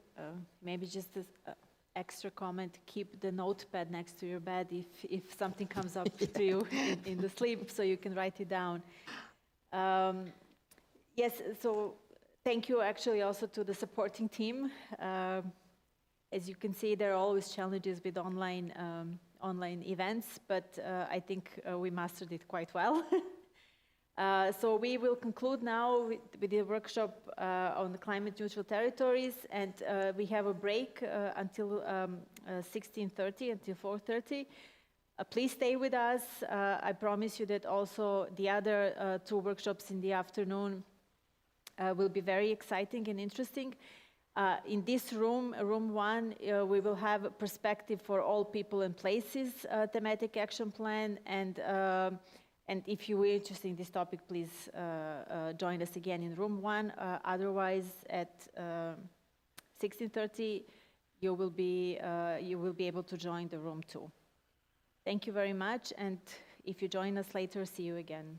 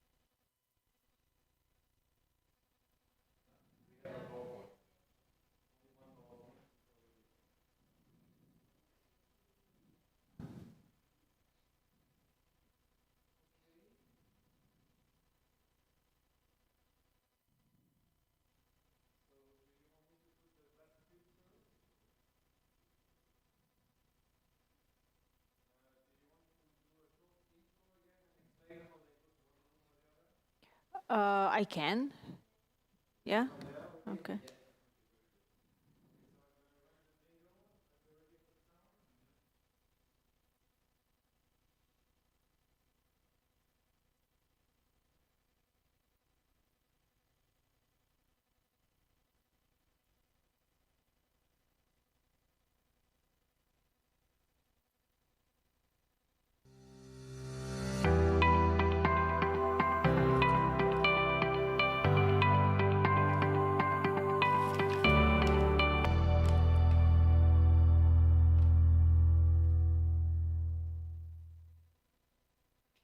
Welcome back.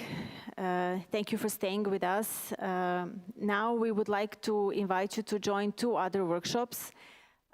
If you want to stay and listen to the perspective for all people and places, you can stay in this room. And if you would like to listen more about the thematic action plan on places resilient to crisis, please join the room 2. It's a similar process as you did previously. You just have to click on the corner where it says join the room and then choose the number 2 or 1. Or, well, actually, you can stay here just to choose the number 2.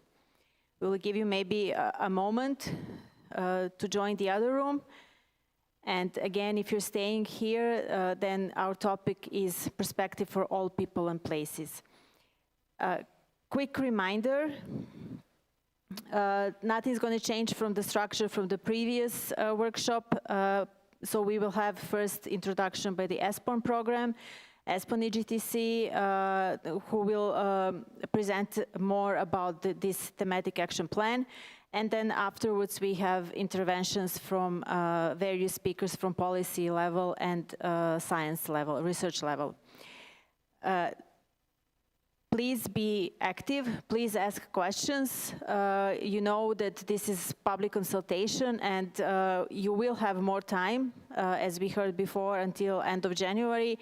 But also now you have a unique opportunity to get some first reactions and first responses from everybody involved in this process. Therefore, I encourage you to use the chat. And if you can, maybe just pose questions rather than start answering to each other, because we would like to hear from the experts that everybody gets the same opportunity to find out what is the opinion and the perspective. I will immediately move to our speakers because we want to use as much time as possible for the presentations. So I would like to invite Andrea Kina, who is a representative from Espon EGTC, and she's joining us from Slovenia. So Andrea, floor is yours. Thank you very much and good evening. Greetings from the nice city of Bled, and welcome to our introductory session on the thematic action plan on perspective for all people and places. I would like for you to share us presentation is on. The presentation. Perfect. Thank you very much. Next slide, please. Thank you for joining the discussion. And before launching the debate, we would like to shortly present the Espon general outline for this cross-cutting TAP, where the ambition is to develop the knowledge base on territorial partners of social and economic convergence in order to promote better balanced territorial development and reduce disparities between people and places. Next slide, please. In this wider policy framework, this TAP underpins 3 out of 5 cohesion policy objectives for 2021-2027. It fosters the objective of a more social and inclusive Europe and is in line with the objective of a Europe closer to citizens. It adheres to the objective of greener, lower carbon Europe and links to the objective of a more connected Europe. This theme correlates well with the Territorial Agenda 2030, addressing both objectives of a just and green Europe. And lastly, it coordinates with the new Leipzig Charter and the Urban Agenda 2030. Next slide, please. The objective of this TAP is to promote the diversity and the potential of European territories as a key determinant to secure sustainable territorial development. This TAP will focus on understanding the increasing territorial and social fragmentation at different territorial levels, which is sometimes fueling the growing discontent, but also will aim at informing EU and national policies about best practices or about the impact of public investments that address social upwards convergence. This tab will pay attention to the development potential for all places in Europe and of those that favor socioeconomic integrations on all levels. Next slide, please. The accumulated Espon evidence shows that diversity remains an essential asset for the prosperous and sustainable development of both people and places. Therefore, the need to address territorial challenges and potential with a higher degree of geographical sensitivity is greater than ever. And in order to better understand drivers, effect, linkages, potential, and development opportunities, and help reduce overall inequalities or disparities between countries or regions. However, in achieving a sustainable future for all places and people, existing or new social challenges need to be addressed. And here we look at social and welfare inequalities, looking at limited inclusion or poverty, for example. We look for social vulnerabilities in relation to economy or environment, or to segregation based on income, education, etc. This all for understanding the narrative behind the geography of discontent. Additionally, different crises or unforeseen events are contributing to deepening the territorial divides, affecting already exposed or at-risk population, and consequently lowering the quality of life. Some inequalities could be more accentuated by the social digital segregation, as the COVID pandemic has led to an accelerated digital use, bearing in mind that digitalization is a tool for enhancing well-being, not an objective in itself. Next slide, please.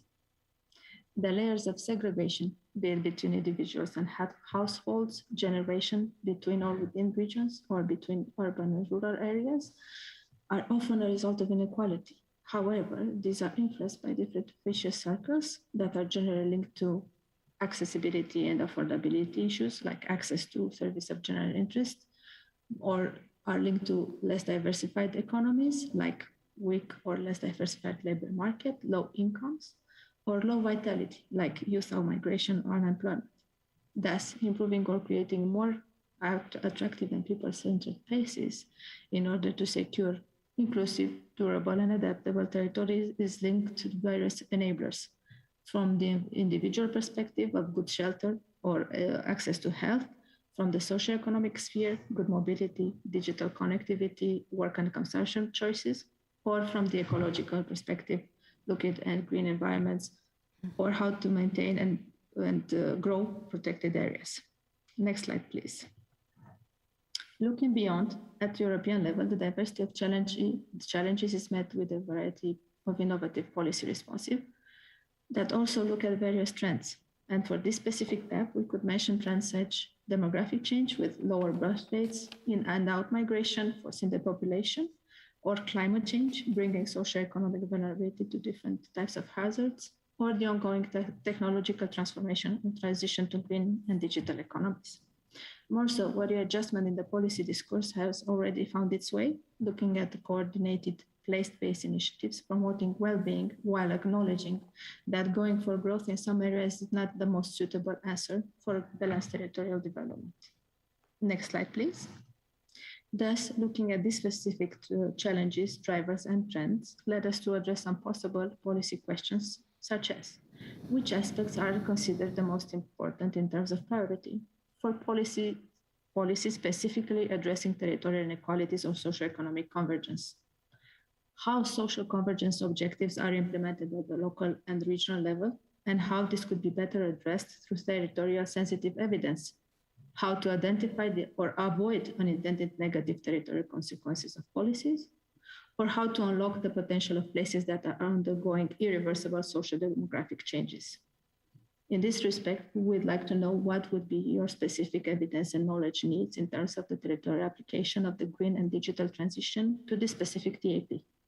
But these are just a few examples, and we are not planning to resume to this. We are also looking at possible research questions and the support that Espon could provide.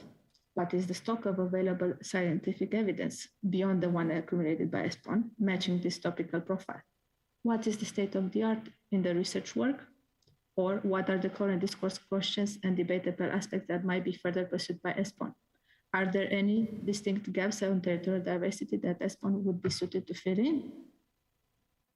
leaving you with this as food for thought. We very much appreciate your involvement in this, in defining this new Espon program.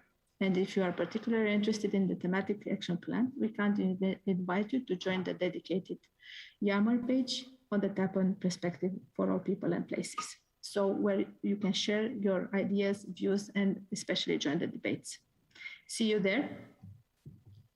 Next slide, please. I'm so sorry about this, but the last slide with the Yammer page. Thank you very much. The final slide. The final slide. Thank you, Andrea. Thank you very much.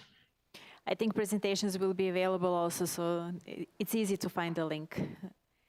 Andrea will be with us and she'll be taking notes, so you can contribute as much as possible to the conversation, because this is very important for the Espon program. I would like to move now to our speakers from the practical side, and first in line is Ms. Karima Kurtit from Open University from Helen, from Netherlands, to tell us scientific approach and scientific point of view. You're connected, so I think all should be fine. Just a moment. You can say something? Yes. Can you hear me? Perfect. Yes. Perfect. Okay. I am trying to share my screen. Okay. But I don't see it on... It's at the bottom. You can choose it says share screen field.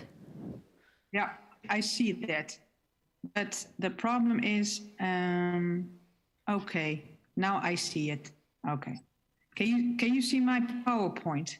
Yes, only if you can share it, please, in the presentation mode. Okay. It's in the bottom. I think there's a little slide at yes, perfect. Very good. Yeah. Sometimes it doesn't work, because then my slides get frozen. Would it be possible to leave it as it is now? Yeah, it's back into the normal mode. So if you go again to the presentation mode, that would be... Is it big enough? Because if I do it in the presentation mode, sometimes my screen froze, so I cannot move it. Is it okay now? Okay, maybe if you can just zoom it a little bit more. Like this? Yes, I think it's fine now. Okay. Well, now it's my turn.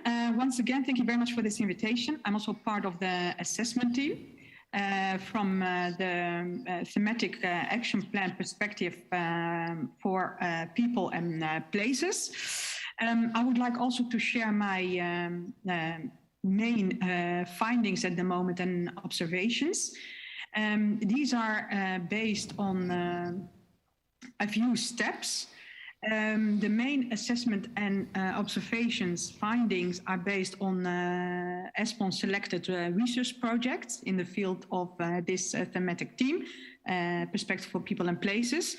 The idea, as Andrea mentioned, is to look at these projects and the documents from what has been undertaken, policy, research relevance, and perhaps also look at a knowledge gap in respect to other documents from other bodies, and also the policy cohesion, cohesion policy post-2020. So the relevant categories of the selected projects are applied research projects, target analysis, as you can see here on the screen, and monitoring and tools categorization. And each category has its own selected projects. And within, in my assessment, I have used different kinds of approaches. So this is more to give you an idea what I did to come up with the main findings and observations. This is more the overall methodology of my assessment of the study, which starts with the critical review criteria. What are the criteria, as I mentioned, and also by Andrea? The categories. What kind of categories do we have, and what kind of selected projects or projects are in each category, and is there an alignment between the categories and the main document, and also the description of the category itself.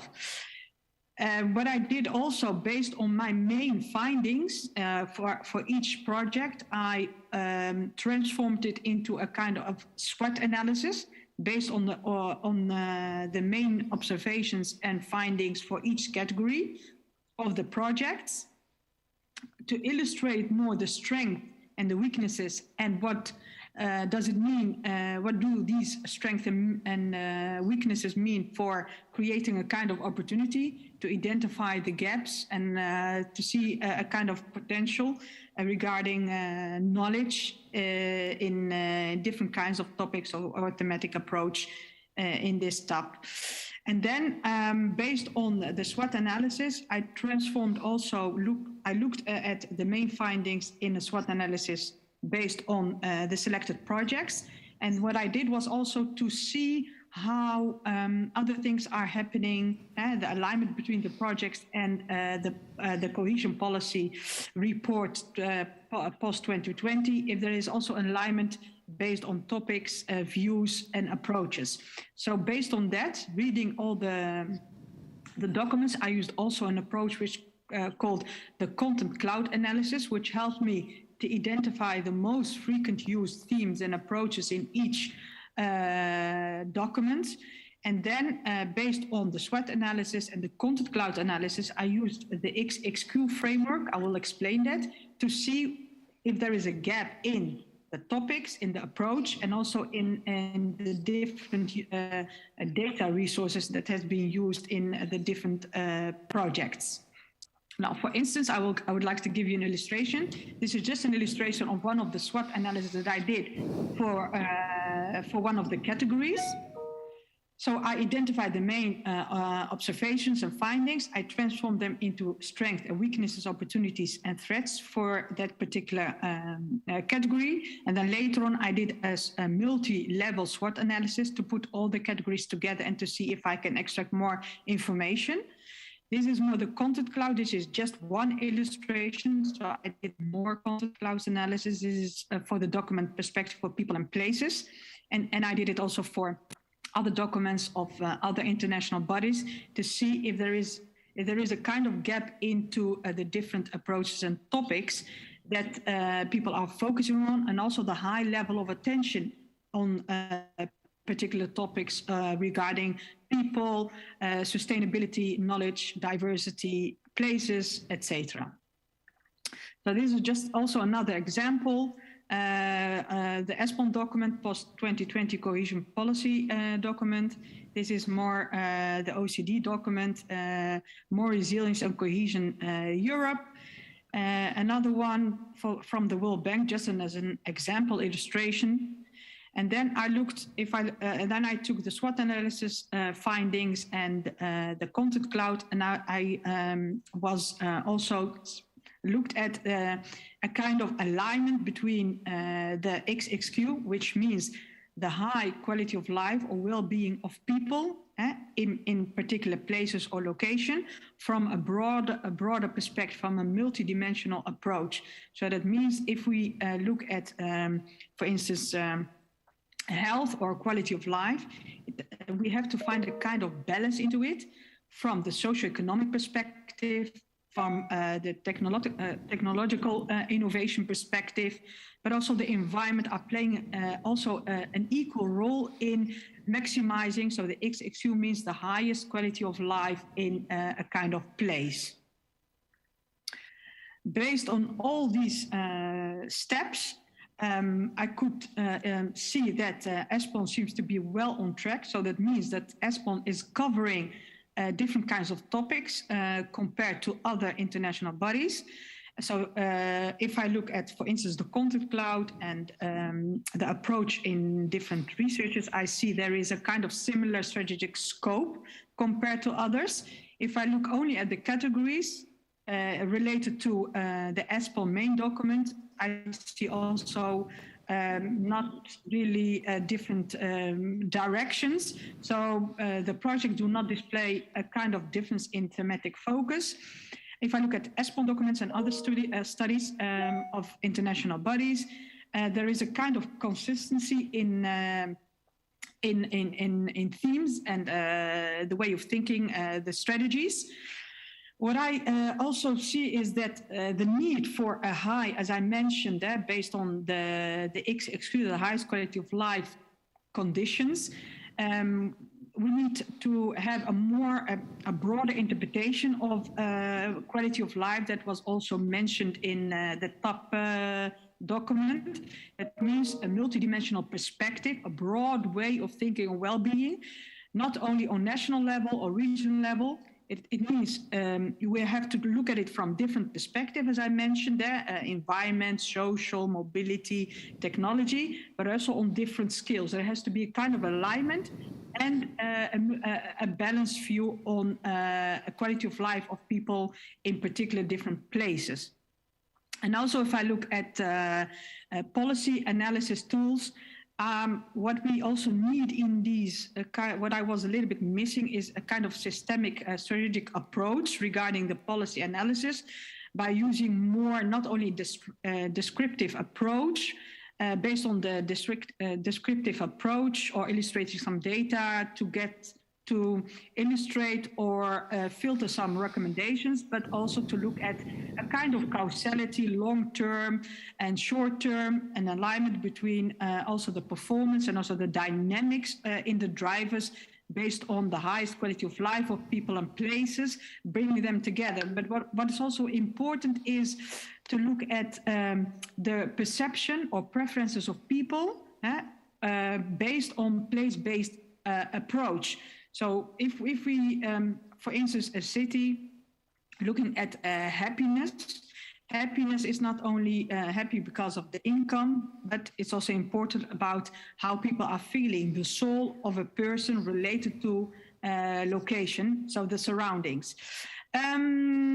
Okay, and but I also would like to suggest to look more also into advanced analytical techniques and tools such as geodesign, scenario analysis. If we could identify the most important drivers or KPIs as was stipulated in the different projects, is also to see, to predict or to illustrate a kind of alternative to see how we can help decision making and also to bring them into a kind of policy idea, including also the voice of people, the perception of people, the value system of people, such as the digital twin. Digital twin can help us to illustrate the real life of the city on different skills, but also the perception of people related to their environment, place and location. Mrs. Curti, can I ask you just if you could conclude? Sorry, almost. Just because I'm almost done. Okay. Yes, I almost done. Please.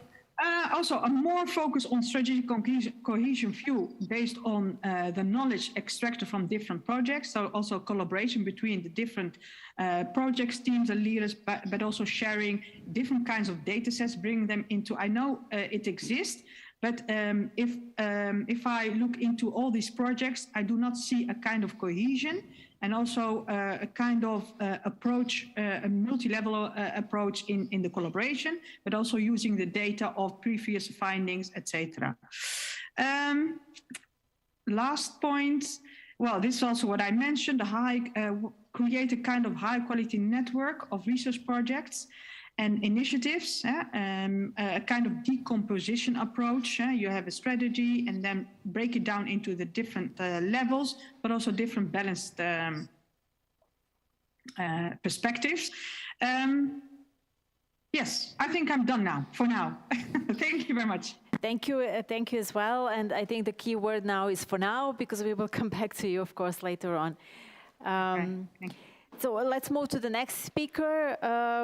This is Mr. Janez Nared from Research Center of the Slovenian Academy of Science and Arts, and he's joining us from Slovenia. Welcome, Mr. Nared. Good afternoon. In contrast to the presentation we heard so far, I will mostly base on the research that I have done on the regional level or on the level of the Slovenia in the last 20 years.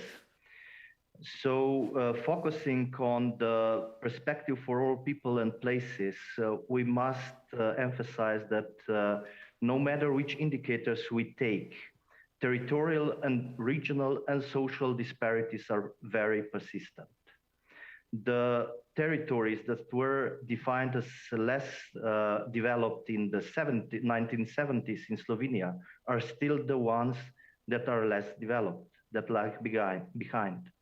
The same we can say for different social groups, Roma or any other marginal groups that are typically defined as marginal groups. And here we can speak about the distribution of power, geography on power on one side, and how to govern development processes.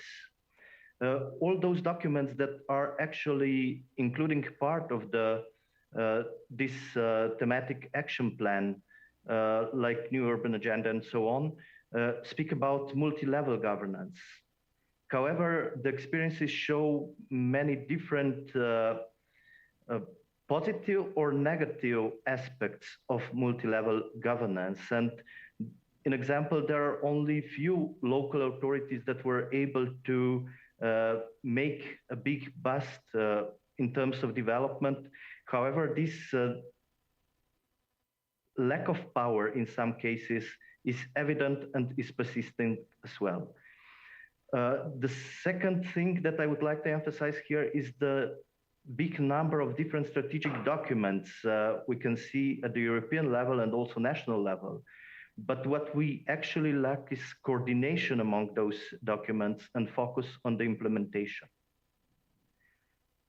One of important aspects that we have studied in Slovenia is also the distribution of public and private services. If we firstly concentrate on public services, we can say that the network of services is quite well distributed throughout the country. And we can say that in many cases, some less developed or sparsely populated areas are even better equipped with services if we just compare the availability of services per capita. But if you would check it from the accessibility perspective, from the location, how quick can we assess this location? Of course, the situation is just the opposite. And there is not just the question of special proximity, but also the capacity of the services that are available in a certain location. On general, we can observe that due to the localization of the policies and the numerous local governance reforms that we have had in Slovenia in the last 20 years or 30 years, the institutions at the local level exist. The problem is the erosion of institutions from the central government that move to the regional or national level. Bigger problem in the relation of the service provision is with marketable services, where the central government does not have any direct influence. But also in the fields where there is direct influence in the, let's say, postal services. So one of the main or crucial aspects for less developed areas should be how to ensure the provision of marketable services. Currently, we speak about many global challenges like demographic change or climate change and similar. And those are just an addition to the already existing challenges that those regions have. And we should be aware that weaker regions, weaker areas have lack of knowledge, lack of financial and human capital. So they should be supported if you really strive to have a perspective for all the places and all the people. One of the challenges is also demographic change that will have many different consequences in the territory.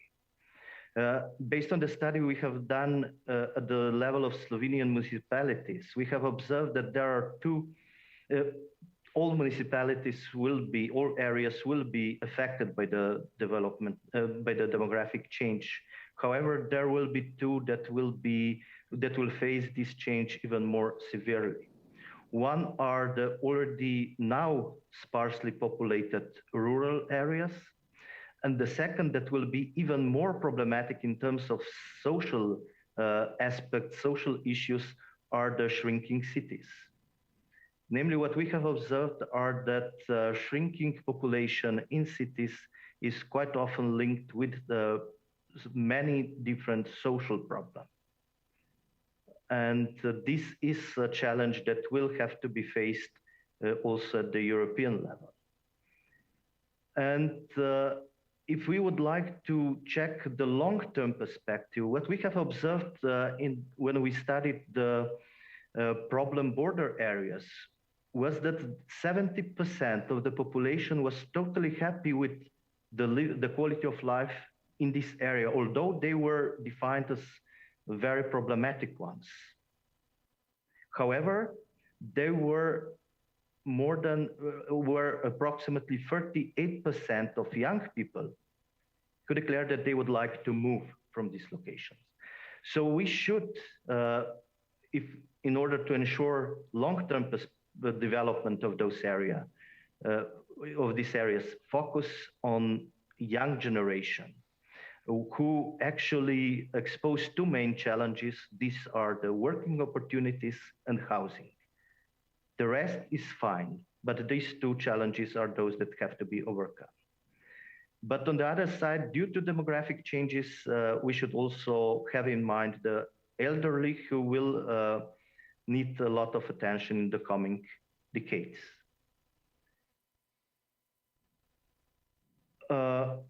One of the aspects I would also like to mention in parallel to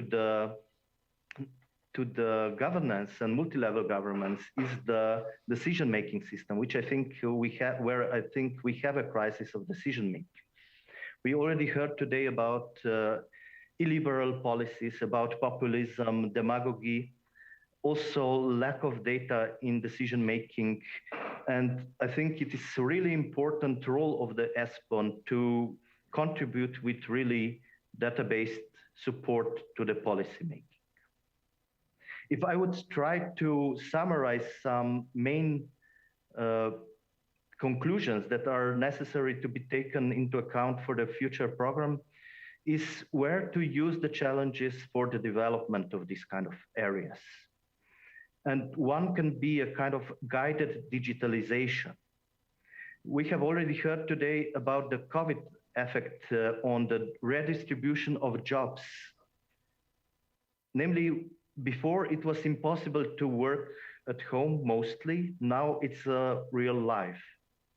But this is only possible if we have a good connection to good internet connection, broadband connections.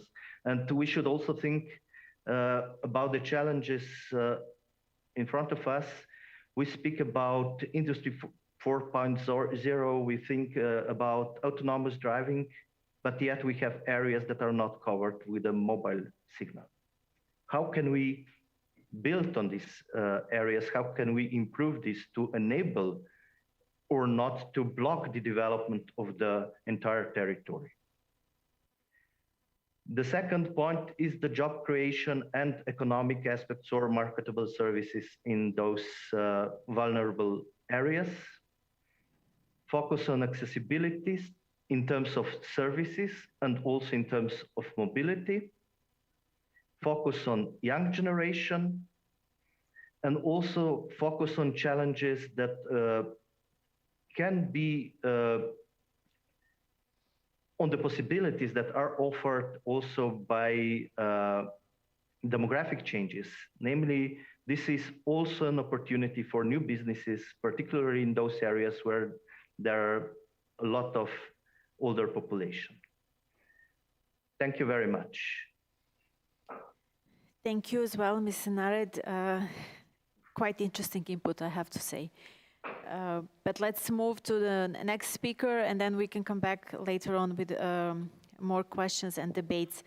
Now we will go to the south of Europe, which I'm really happy, at least in thoughts, to be there with this weather today in Luxembourg.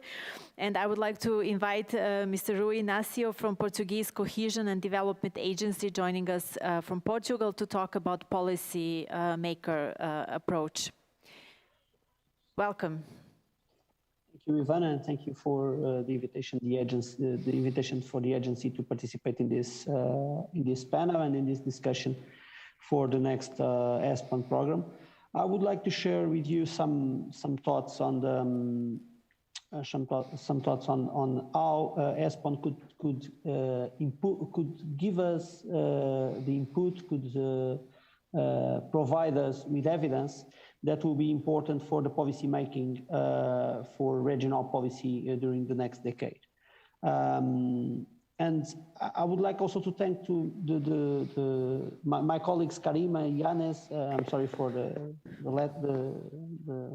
way I said the names. The names, it could be wrong, but they paved the way for a very streamlined communication from my own, because I would like to highlight four main areas where I think that the Espon and this TAP on perspective for all people and places could provide us a valuable contribution for development of policies. First of all, due to a different range of evolutions in socioeconomic dynamics in the last years, namely due to the COVID, but also taking into account mega trends, as for instance the demographic change, which is a very important issue here in Portugal, and the urbanization and so on. The provision of social services of general interest is a key area for the development of policies for territorial well-being. It is important in order to provide the people in different areas to have access to those services, but it could be also very important as an asset to attract and retain people in those areas that are facing depopulation. This is to say, as Yanis said before me, that, for instance, if I do not have the right balance to provide, for instance, education for for youngsters in some territories which are facing the population, or if I have difficulties to attract teachers to come and teach in a metropolitan area due to the price of housing in that metropolitan area, I will be in a worse condition to retain or even to attract or even to retain people on those areas. So the provision of social services of general interest is being studied by us in the last years. I think that COVID provides us a new framework of analysis, taking into account the centrality of health care as well as social services care in those territories. And of course, it should be also analyzed, taking into account the digital revolution and the way the new digital tools could provide us, could help to provide the services to population. On the other area I would like to touch upon is the opportunities coming from remote work. And remote work is in itself also an area of segregation, because there are lots of people that are not able to provide remote work. I could think, for instance, in people that works in supermarkets, or people that used to be collecting waste from our municipalities and so on, which could not in particular, be at do remote work. But remote work is for territories, or some territories, could be an important opportunity to attract people, since those territories are able to provide a good internet connection. Once again, I come back to Yanes to say that it is totally important to have digital connectivity in all over the places, and this will lead to evaluate the presence of the state, or solutions for those areas where the companies won't invest because it would not provide profits. But besides good internet connection, of course, there are other features that need to be provided in those territories that could, for instance, lead some people coming from in my country, going from Lisbon to a place in Alentejo or in inner north to work. It's just to say that, of course, social services of general interest. I have to have school for my kids. I have to have access to a good hospital or a good medical assistance. I would like to have also another part of a person's life, of people's life, for instance, good access to culture, good access to amenities which are important to develop day-to-day life. At the same time, this question of remote work is very important for some places because they can attract people, taking into account or regarding in order to answer, for instance, the population. But it should be also looked from the other side. In large cities, in metropolitan areas, there are impacts on the way the cities are evolving, on the way even the economic activities in those cities are developed that could change, taking into account that if there is a strong orientation for remote work and so on. The other two things I would like to highlight is territorial impact of digital revolution. Digital revolution will provide different modes of production, will ask for different kind of competencies, different mix of competencies, and once again, we need to, in a more person-based approach, we need to tackle the difficulties that people coming from already disadvantaged scenarios could have. Provide a mix of training, a mix of labor market experience to youngsters that come from those areas, taking into account the foreseeable pattern of specialization of those territories or the new areas of economic activity of those areas are important.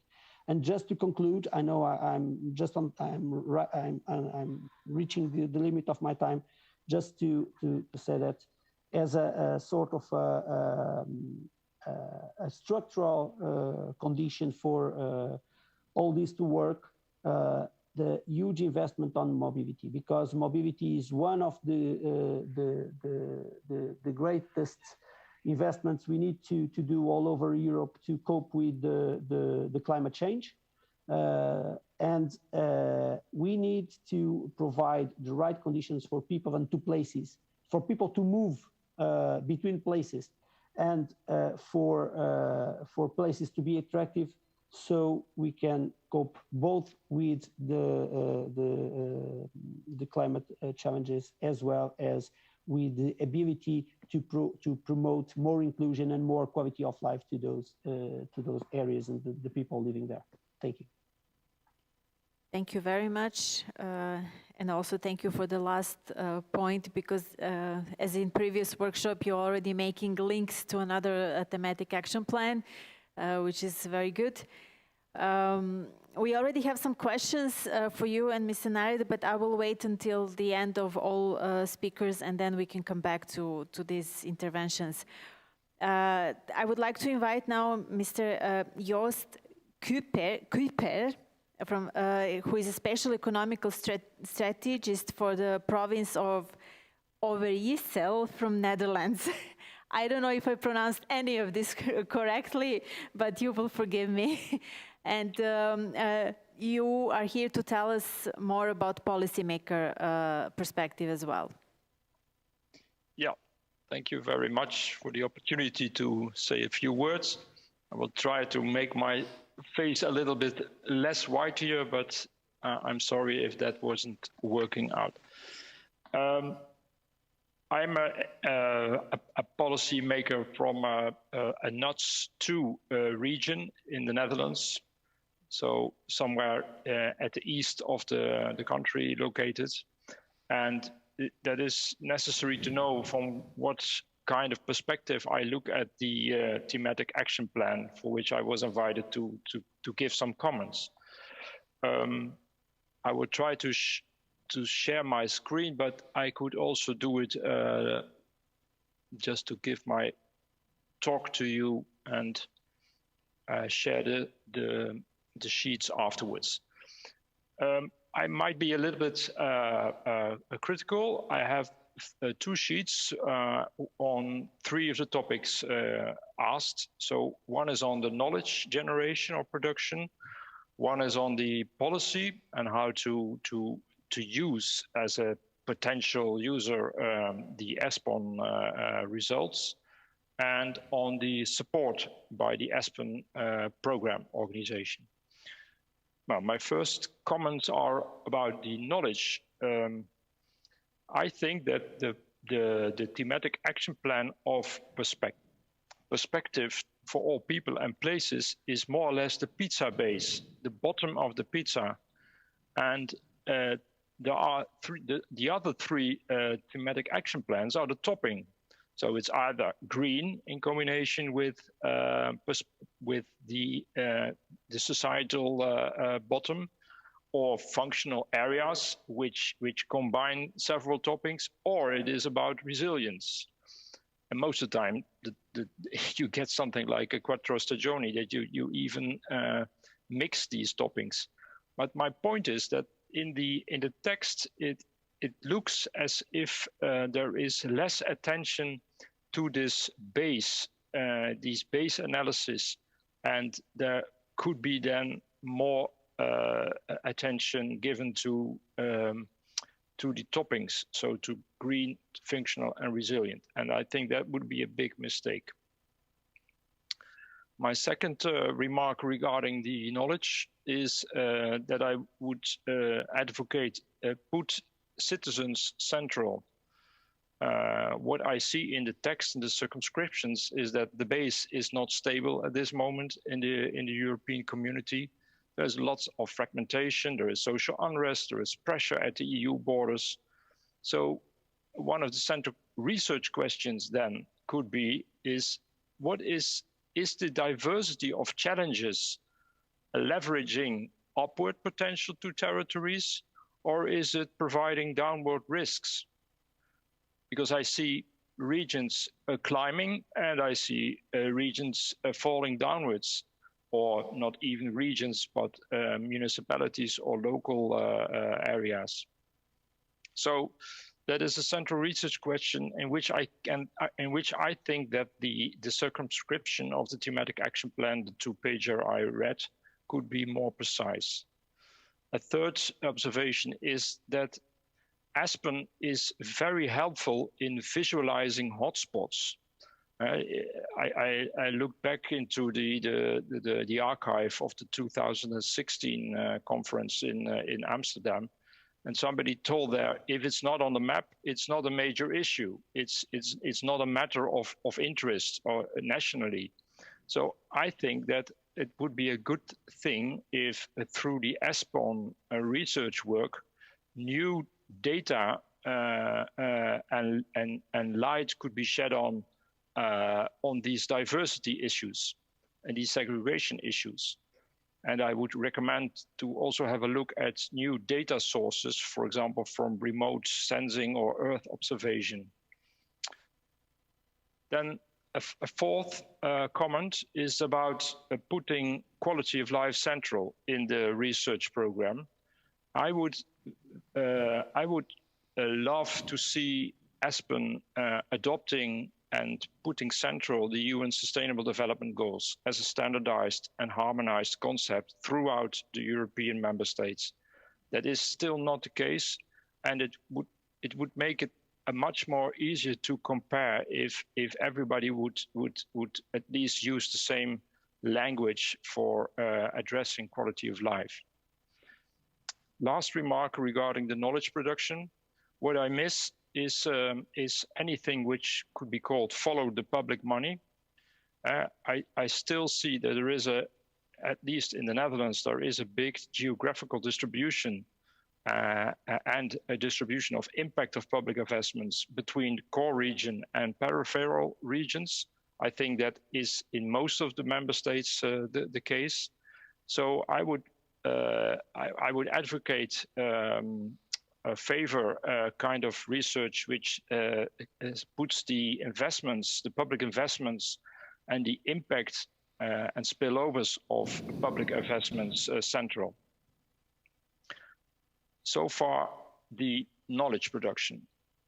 If I look then to the policy and how policymakers could be helped from Espon research, I make a distinction in three levels. On the macro level, say the complete European Union, I think that Espon is doing great work on divergence and inequality studies to prevent or to support convergence and cohesion at the EU level, which is very much needed to have a one central European Union kind of society. So divergence and inequality issues. At the meso level, I think that is a different kind of picture where you could support policymakers. At that level, I would put central infrastructures for energy and climate transition, also climate, on circular economy. What do we do with our redesign, but mainly what do we do with our raw materials, which are getting scarce? And I would also pinpoint at the meso level to the EU connectivity. And that is the bridge to the functional areas, especially all the work on trans-European networks, which I still think is very needed to work on more cohesion in the European Union. And then finally, at the micro level of localities or municipalities, there is the central place for the inhabitants. So the kind of habitus for quality of life, and between brackets, housing, living, safety, alienation, loneliness, and the prospect of future of coping behavior with respect to the future of all kinds of groups, social groups, so aging people or youngsters. So far about the policy level, and that's Espon could really make a case for enlarging the civic commitment at all levels. Citizens first, that would be my slogan for the next, for this step. And some last remarks then, final remarks about the support given. I would put the upcoming research work on data science as a new source for professional development at regional level, that I would support that. that Espon would do a bit more about that, and also to organize trainings for it and to compare approaches between the different member states. I would put the 4 activities, so the territorial analysis, policy analysis, the workshops and the prototyping, I would keep those 4 activities together in a project. So those 4 work packages are done by the same group of participants. Workshops on best practices is always good, especially in quality of life policy schemes and on the approaches to the sustainable development goals. I would also advocate more links between the European Union topics and the Espon research groups. Can you make a special interest group for upcoming topics, for example? And can you synchronize the policy needs with the committee of the regions? I missed this regional level in the text. Then what I said about citizens first, work together with AXA, adopt and enrich the citizen science frame, and finally find some collaboration with the economic geography e-magazines open access to enlarge the exposure for the interesting Espon research. Thank you. Thank you very much. Also very yeah, you pronounced it very well. Oh, thank you. It's good to know. Yeah. It's Joost like toast, and it's so quite easy. Yeah. I will practice more, but thank you for this feedback. Yes, thank you. And also we are receiving more questions, and thank you for the audience for being so active. But just before we go to your questions, we still have another speaker, and this is Miss Natalia Havidic, from Strategic Planning, Digitalization and EU Funds Department from the Ministry of Tourism and Sport from Croatia. Ms. Havidic, welcome, and the floor is yours. Thank you very much. Good afternoon to all participants, and thank you as an organizer to giving me the opportunity to speak and give our inputs from the perspective of national ministry responsible for policies and strategic planning for tourism and sport. I will focus in my presentation on tourism activities, as we see that tourism is an excellent instrument for socio-economic development in local communities.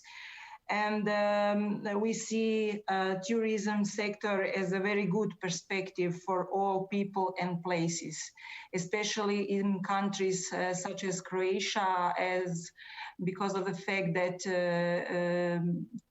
our global economy is very much dependent on tourism activities.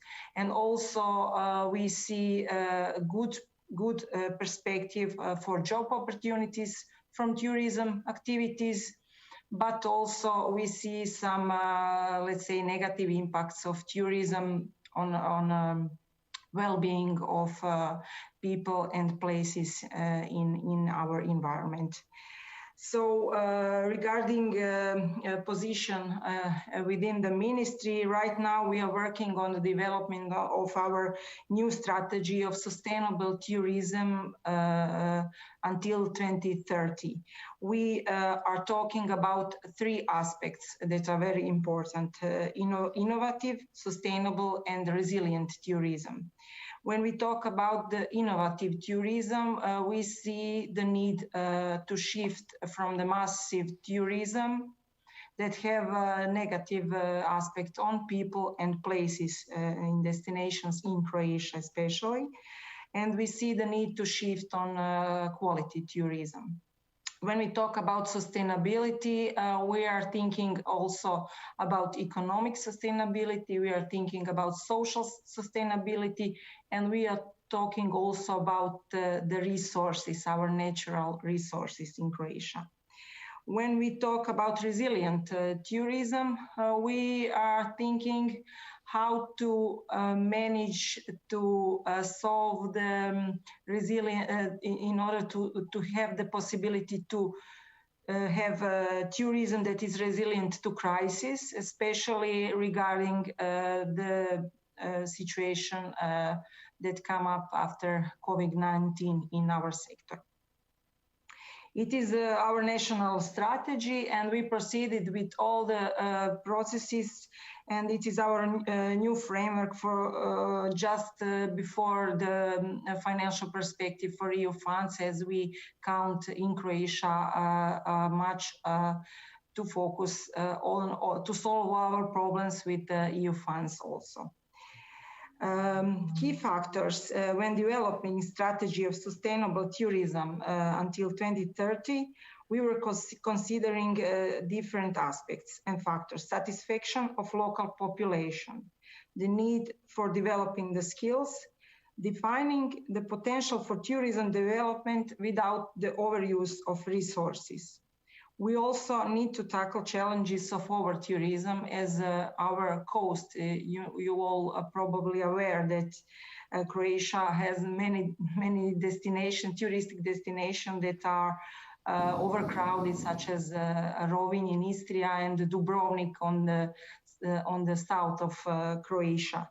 So we see the need that throughout the strategy we develop sustainable goals and help all the destination to solve the problems in order to for local communities not to be dissatisfied with the touristic activities, and moreover to give the opportunity to local communities to have positive impacts and job opportunities from it. Therefore, focusing in the development of tourism is on entire territory of Croatia, as tourism is unevenly distributed, which adds to territorial imbalance. To achieve this, we want to focus on different areas. We want to strengthen linkages and opportunities in tourism value chain, which activates regional ecosystems as well as in national and EU value chains. This is important measure for us, as we all know that tourism is not only one sector that is involved. We have different other sectors that are involved in throughout the tourism value chain. We have agriculture, we have mobility, we have digitalization, creative industries, and we see all these, let's say, strengthening linkages in all this throughout the tourism value chain as a good opportunity for job opportunities in our places and destinations in Croatia.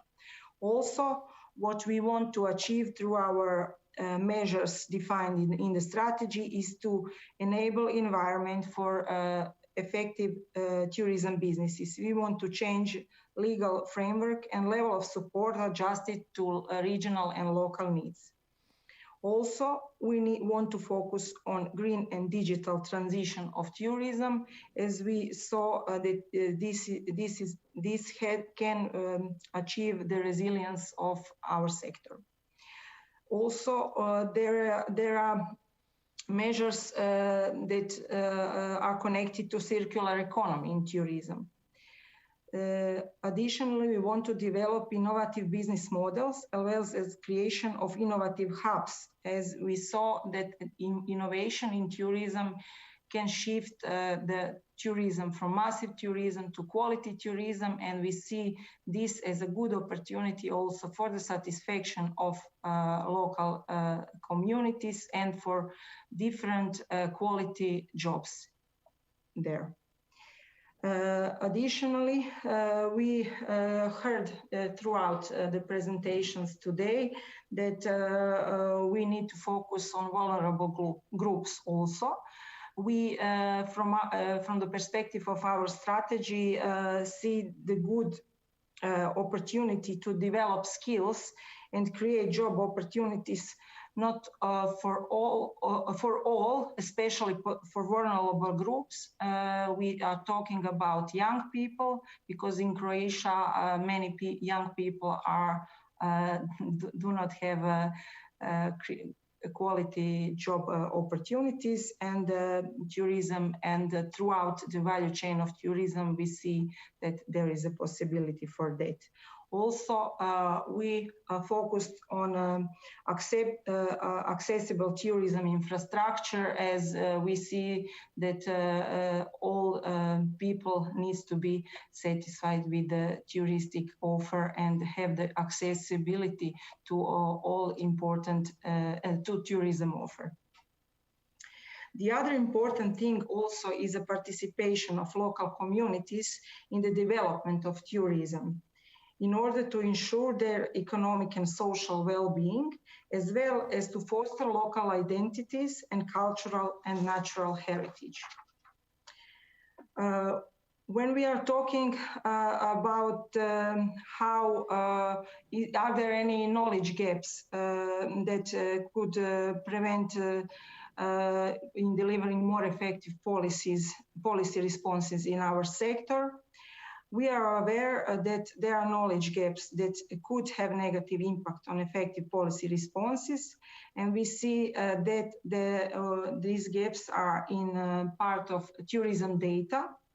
We see the need to better analyze how tourism data can be used in order to better decision making for policy choices, and data on how to measure sustainability of tourism destinations. Also, we identified the gap in knowledge and good practices and innovation on tourism in order to raise the quality of tourist experience and to increase spillover effects of tourism into other sectors. One of the key factors for fostering innovation in tourism is being included in smart specialization strategies on national and regional level. Also, we see a gap in knowledge and lack of practices in impact evaluation of strategic documents for tourism. We need efficient impact evaluation of strategies in order to measure the impact of tourism on socio-economic development and in order to improve policy making. Also, we see a gap in knowledge and good experiences in measuring sustainable goals in tourism. Along with the lack of knowledge, I also believe that we need best practices to help us solving these knowledge gaps. When we are thinking about how Espon program can help us, and is it a relevant instrument for addressing these knowledge gaps that we identified, we see definitely that Espon program can help us in doing this in all identified areas. It is by conducting comparative studies for better understanding of impact of tourism on socioeconomic development on national and regional levels, and even on macro-regional level. We see an excellent opportunity to use Espon program to inform EU and member states and to promote policies that support socioeconomic development of tourist destination. Also, we consider as very important the aspect of capacity building of policymakers through Espon program with the aim to promote diversification of territories and create better living environment for people in tourist destination in Croatia and all our member states. Thank you very much. Thank you as well. I think we heard quite a lot of very interesting interventions from our speakers from both fields, scientific and the research field, as well as policymakers. Some of you already started commenting on the previous speakers, or in a way debating with each other, and we are very pleased about this. However, in order to also hear what our participants wanted to know and wanted to contribute to this discussion, because we are receiving many comments, I would maybe now immediately open the floor for questions and answers from the audience.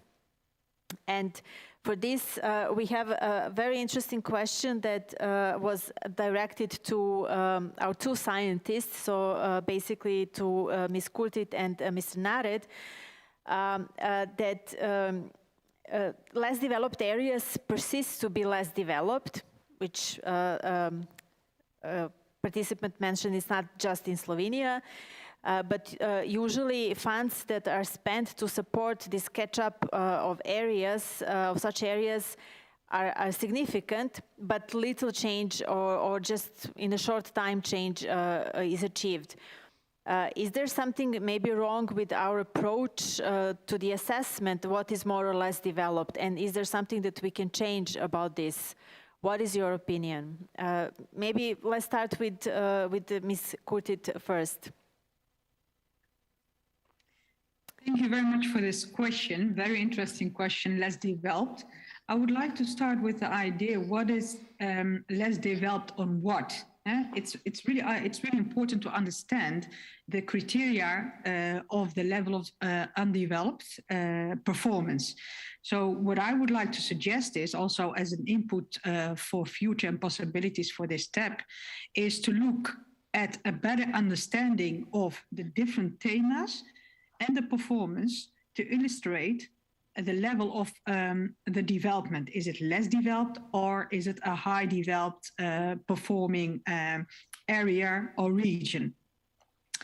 And what I mean is more understanding about, let's say, climate change, the activities or the strategies related to climate change.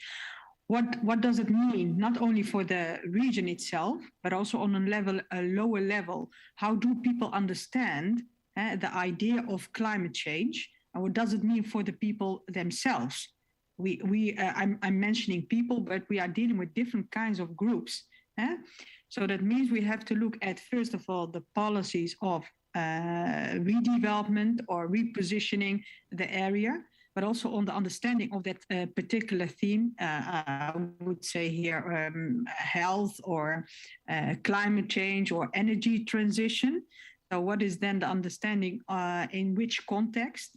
First of all, in which context, what is then the conceptualization of this idea? And how can we get people involved, first to understand the implementation for less developed areas and how these implementation of policies reflect or received by the people or the different groups in particular areas. That's one thing.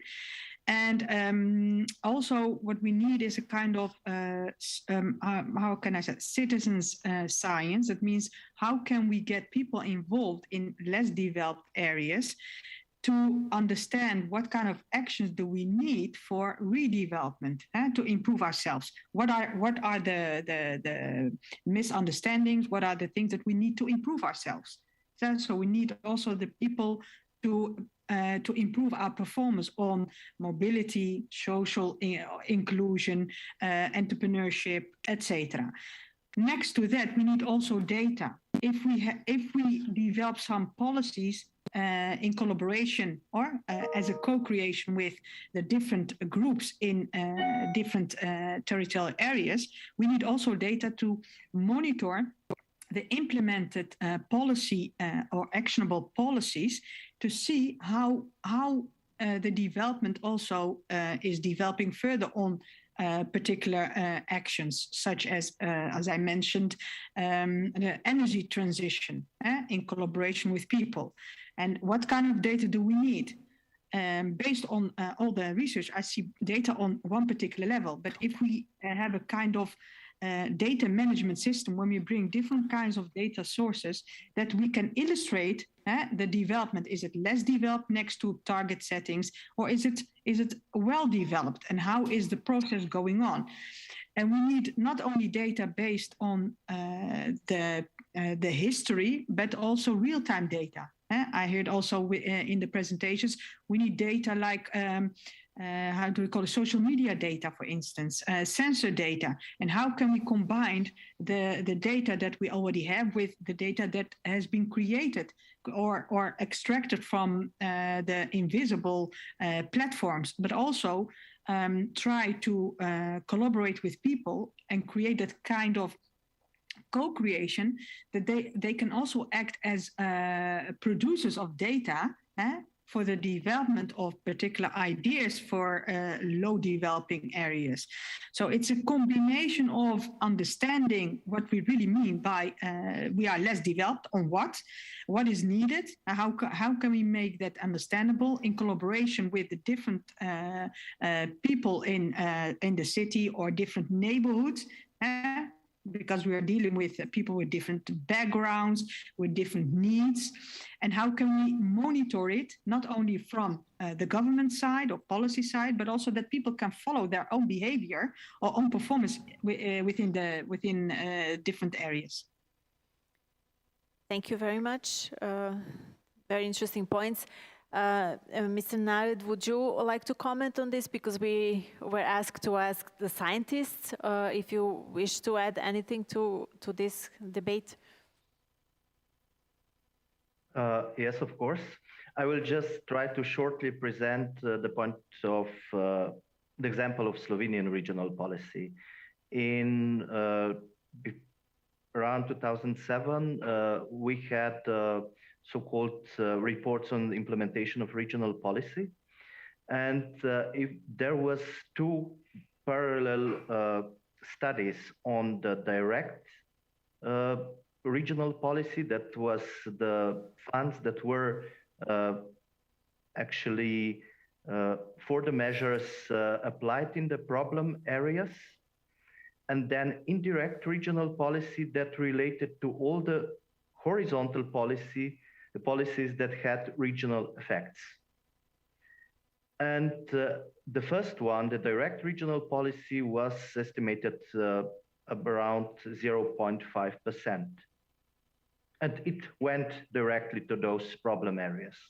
On the other side, the indirect regional policy that was estimated at 5% of the GDP went on majority in the most developed centers, like for the maintenance of the cultural institutions and so on. So to illustrate this, in less developed areas, we would build water supply system, and in developed areas, we would at the same time build broadband connections. So this divide between developed and less developed will even rise in the future. And if we just take an example of the COVID crisis, when we had limited access to the cultural institutions, and there were many comments in the cities that those limitations are really terrible and that we do not have this access. But no one questioned himself, what is the access to these institutions from somebody that lives 200 kilometers away and have no access to this institution, not just in COVID time, but never. So these are the examples we talk about. So that's why those differences, or underdeveloped areas are so persistent. Thank you. Thank you very much. I think we may have time for one or two more questions, but I'm just looking at two very interesting points that were brought up regarding digitalization. One comment is that we need to deepen the understanding of the digitalization and the point of view of digital skills, because those with limited access to digitalization are actually the most vulnerable categories of the population. But before I ask who would like to comment on this, I would like to link it up to with another digitalization question. That it was mentioned that for the young generations, that housing and working places are crucial. But this may not be enough for them to stay in rural or remote areas. where, for example, we have agriculture or forestry or natural conservation as prevailing sectors. And the question is, it would be interesting to investigate in what way these fields, maybe in combination with digitalization, can support actually young generations staying or even moving to remote areas. I think maybe, I guess, if I remember correctly, that Mr. Ignacio mentioned something in this relation, but also the research from Mr. Nared was in this direction. If I can call you for comment, please. Okay, thank you. I would like just to make a brief comment on that, on those both questions. First of all, the question of the regarding skills is very important. I think that all of us could assist during the COVID-19 surge that we are started talking some years ago of digital revolution, the digitization of production and so on. And from one moment to another, we are facing digitization on our real life, if I may say so. And of course that it helped us to understand that we lack, or a great part of the population lack the digital and the basic digital skills, for instance, to have a call as we have. Of course, everyone has learned from one year and a half ago, but we need to invest a lot on digital skills.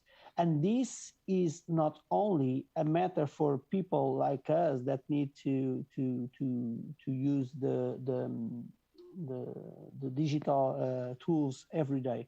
It is also for those which would need, for instance, to or could, for instance, need to use medical care, and could, instead of going to an hospital, it could be served by a digital talk with the doctor, or to those where those that can, for instance, provide or have a contact with the public administration for a certain services which does not need personal contact and needs to have the basic skills to do that. And of course that there are a lot of jobs that need to be to have a focused learning process on digital skills. So those people could be updated to perform the job, as well as to go to another job when, for instance, their job could be replaced by a robot or something like that. And regarding the territorial areas where the economic activities, the pattern of specialization is not directly linked to digital skills or to a more interesting areas for youngsters, as you mentioned, and as it is mentioned in the chat, I think that there is an important role, and we need to study that, an important role of the urban centers that uses to structure those interlands. This is to say that the question is not moving from Inner Alentejo in Portugal to going to Lisbon, which is a metropolitan area. It is possible to stay in the same region, for instance, to be a resident in the same village and work in the nearby urban center, and providing some service, for instance, for a company which is in Lisbon. This is to say that I think that we should think in a sort of a meso scenario. It is a medium-term option, which is not going out because there are no options. No, we need to provide critical mass to those urban centers so they can provide the right opportunities to people to stay. But of course, all the opportunities won't be at our disposal at every place. So we need to find a balance between the skills we provide to people. Of course, they should have entire access to those skills and competences and so on. And the place where they can live nearby the place they are born, for instance, but without knowing that it is impossible to have every opportunity in every place. Thank you very much. We are running out of time, so if you forgive me, Mr. Nard, I know I asked for your intervention, but maybe we can continue this in Yammer later, because I need to give a floor to Andrea to summarize these discussions from the Espon point of view. Andrea, if you could just give us a brief feedback, what did you pick up from this workshop today?